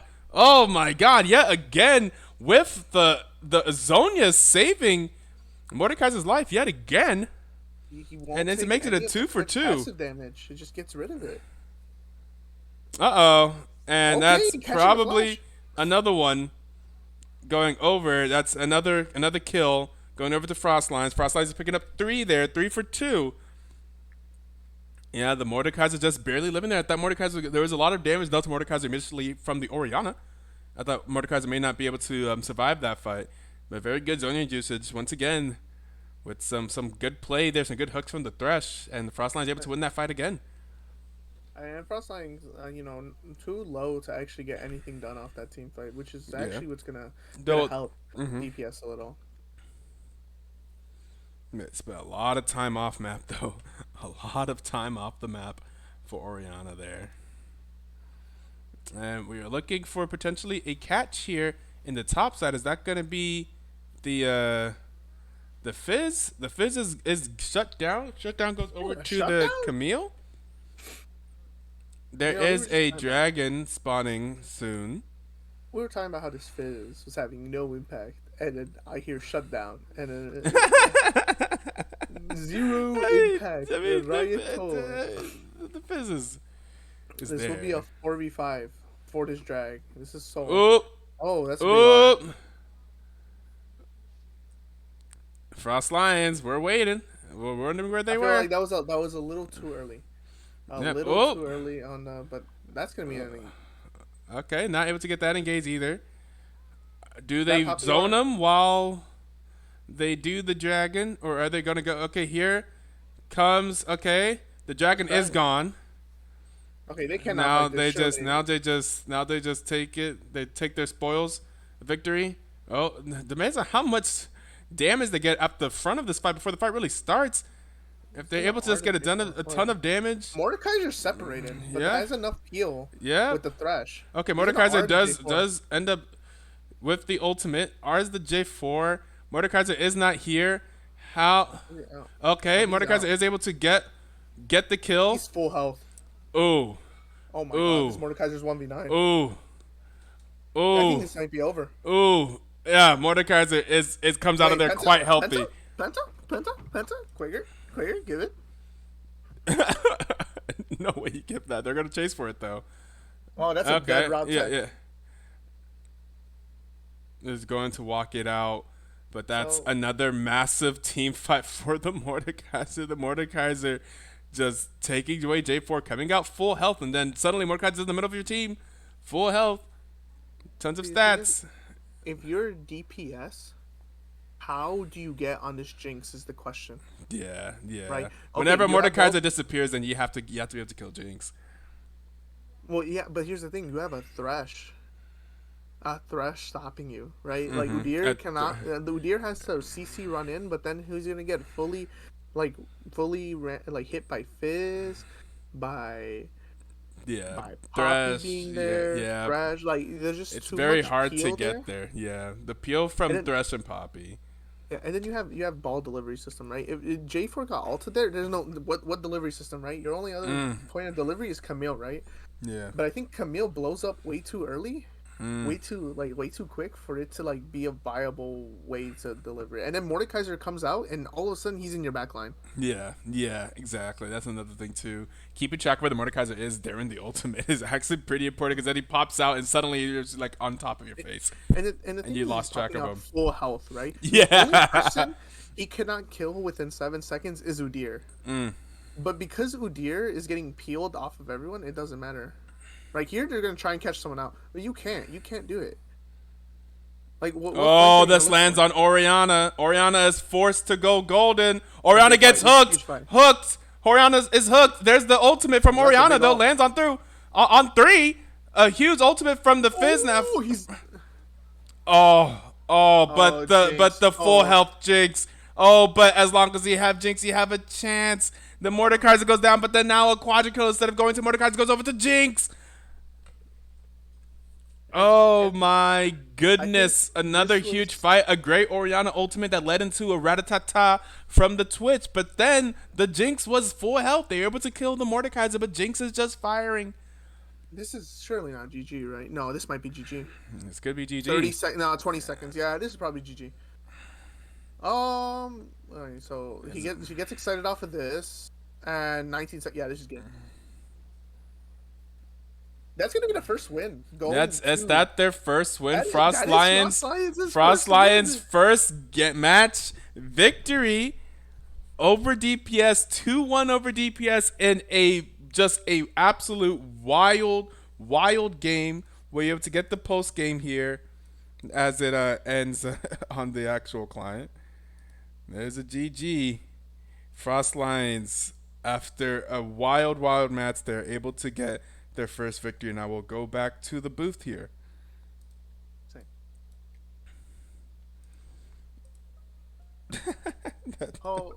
The Among Us thing. Well, crazy. Let me exit this game. Yeah, I see. I love how it failed the first game, and then every game since then it's been, oh my god, 50,000 damage. Yeah, it worked. It's worked every other game. Yeah, that's hilarious. Yeah, 50,000 damage coming from Fire Shadow.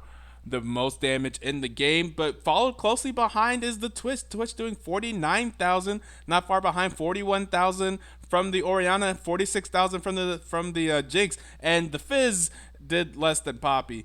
And yeah, I don't know how that Fizz had a shutdown, but yeah, the Fizz, I'm most happy with the Fizz, but the Mordekaiser did what it does, and I'm assuming Fire Shadow is our obvious MVP for this one.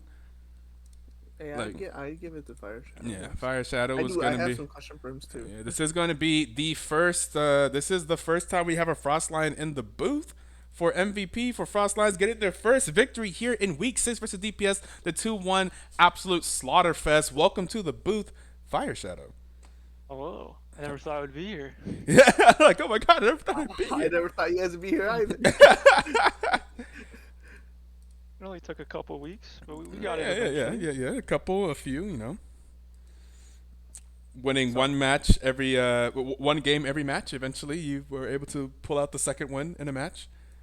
look, Yeah. let's get Hopefully right to next the. week we'll beat Knights of Ishtar. Easy 2-0. 20 Oh, minutes game probably Yeah, probably. for yeah, us. 100% for sure. After this showing, for sure. That being said, questions are gonna start arising. What happened game one? Unfortunately, spectator got bugged at around 13 minutes, Hmm. so we did not get to see how in God's name did you get to 13 kills. Is it? Did you just join every team fight and was just like, yeah, all right, cool. Yeah, for the most part, the game was kind of neutral for the first like 18 minutes of the game. Hmm. But then there was a couple fights where we kind of just played our front to back. I knew I was pretty strong with items, so then I just ulted out whoever the front line was, and then the team played around it, and then I just came out unkillable as a raid boss with the tank stats. And then at one point in the game, I think I got a quadra kill. My ADC stole the penta. Uh, Wow, of course. That's why he's not in Typical. the booth. That's why he's not in the booth. I think it was our draft, the first game. Just kind of we played it out how we needed to, kind of front to back, and then me caused chaos wherever it needed to be done. yeah, And it's and definitely something we got to see game three. yeah, yeah, for sure. You ulted whoever was there. You got tank stats, and yeah, look, I'm in your backline now. And full health. Yeah, and then you pop out full health in the back line, like, oh no, what a disaster. It looks like, at first, for a little bit, it looks like, oh, this fight's going fine. Maybe whenever Mordekaiser comes out, they'll be able to kill him. And then you come out an absolute raid boss, yeah. Exactly what was happening, exactly as you described it. What were your thoughts game two? No, that's what I want to know because it kind of looked like it was going to be a repeat of every single week you guys had so far. You guys do well game one, and then somehow you guys just fumble the bag in game two. Yeah, I think overall, looking at most of the games, one game we're kind of our heads are in the game, but then the second game we start fumbling, and then it's like nonstop. We get greedy. We die for objectives. Mhm. Second game, I That think it what? was going okay, but then yeah, we kind of just kept fumbling fight after fight, especially at the end. Yeah, we kind of were wondering where you were at. We knew you didn't have TP, but like, Yeah, so the um, the the second game at the end, I was pushing Yeah. out the lane, just because I knew Baron wasn't up for another 2 minutes, Drake wasn't up for 3 minutes, so my ADC was getting the objective bounty for the top lane, but then I was calling for the fight to not happen because I didn't have TP, but then we started the fight, and then it's just unfortunate, kind of two different like calls happening. But I almost recovered at the end with the the Yeah, double yeah, kill. yeah. Yeah, For a second, I was like, wait a second, this is going to be the 1v5? Like, is he yeah, saving the game right now? we definitely like agreed that if you were there for those fights, that definitely you guys win them. Like, there's no way that you guys don't win those fights with you there. Especially whenever he came out, I was like, oh my god, the set. Whenever he's almost to the 1v5, I was like, oh my god, the set just blew him up. Jesus. Set's really strong. If only set was here. Yeah, I think the second game, because I even called it, like I can't really kill the Udyr ever, and I kept matching it, thinking that we can kind of just get ahead eventually, win the 4v4, I can TP in, but I can never kill the Udyr, and he's always going to cancel my TP. So I should have been there for fights, but I always just worried that since they have Vigar, that they can just stop any engage we want, and then they can just split push with Udyr. And the next games, you guys ban Vigar and the Blitzcrank. Yeah, well, Which the is fair. Blitzcrank, I think was tilting us a little bit. Yeah, that's A little? fair. That's fair. A little. Yeah, that's 100% fair. All right, do you have any further questions, Stevie? No, honestly, I have enough for power rankings. Would you like me to quote you on anything here? You guys are getting glazed for a first time ever. Um, you have any shout outs that you want? You want to shout out the losing team? Honestly, I wanted this ever since we started. I wanted like most of these top laners and like teams in general just play way better than what we're kind of used to. A lot of teams, even though ranks are pretty even, like some of them play really well. Like it's kind of surprising, just purely off of ranks. And a lot of these teams, they're macro. They definitely put us in the dirt. especially around objectives. Yeah, you guys are completely new. That's right. You guys are the completely new, and like, there's a lot of teams that here that have a lot of veteran experience in BTL or competitive in general. I remember when reading you guys' application, you said that you practice a lot. I think you guys said you used to play collegiate or something like that, or at least play in college together.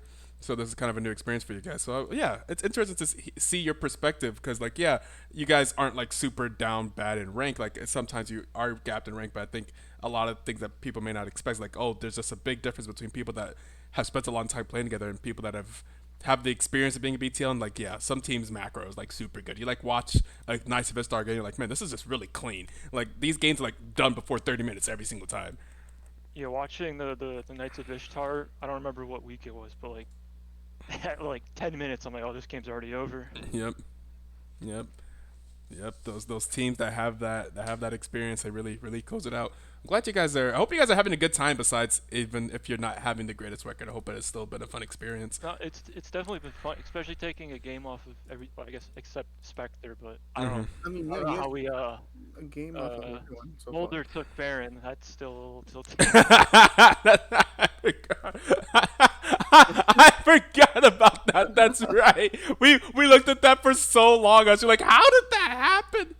I forgot about that. I didn't know that was your game. Yeah. But yeah, well, yeah, you guys have been taking games off of stuff, so I guess good. Glad it's been competitive and fun.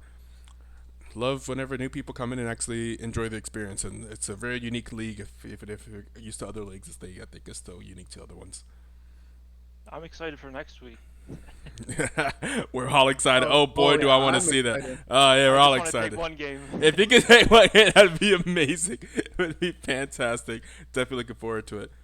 But anyways, if that's all, I think I am ready. We are ready to end the stream. Riot Games, please fix your spectate. Although the last two games did seem fine in spectate. I didn't trust it anymore, so we were going through some different ways of watching the game. It's very annoying. It's kind of upsetting. So I hope that doesn't continue, especially whenever playoffs come up. I don't want to have to do scuff things for playoffs. I'd like our production to be at our best for playoffs and everything like that. So hopefully we get that all fixed. But we should be back on Saturday with some more games. I don't even know exactly who's paying first. See, it's Cat Cowboys versus Mighty Throws. That should be a good one. That should be a good one. Cat Cowboys versus Mighty Throws starts off 6 p.m. Saturday, April 20th. Be here at Black Twitch League. Twitch.tv/Black Twitch League, and we are going to throw another raid over to Silent K, who it looks like this man happens to be streaming a lot whenever we are going offline, but seems to be a cool dude that does League of Legends and does a lot of stuff for his community. So check him out, and we will catch you guys Game by game, 3 points on Saturday. Oh yeah, I'll do that too. Where's the raid button? Nope.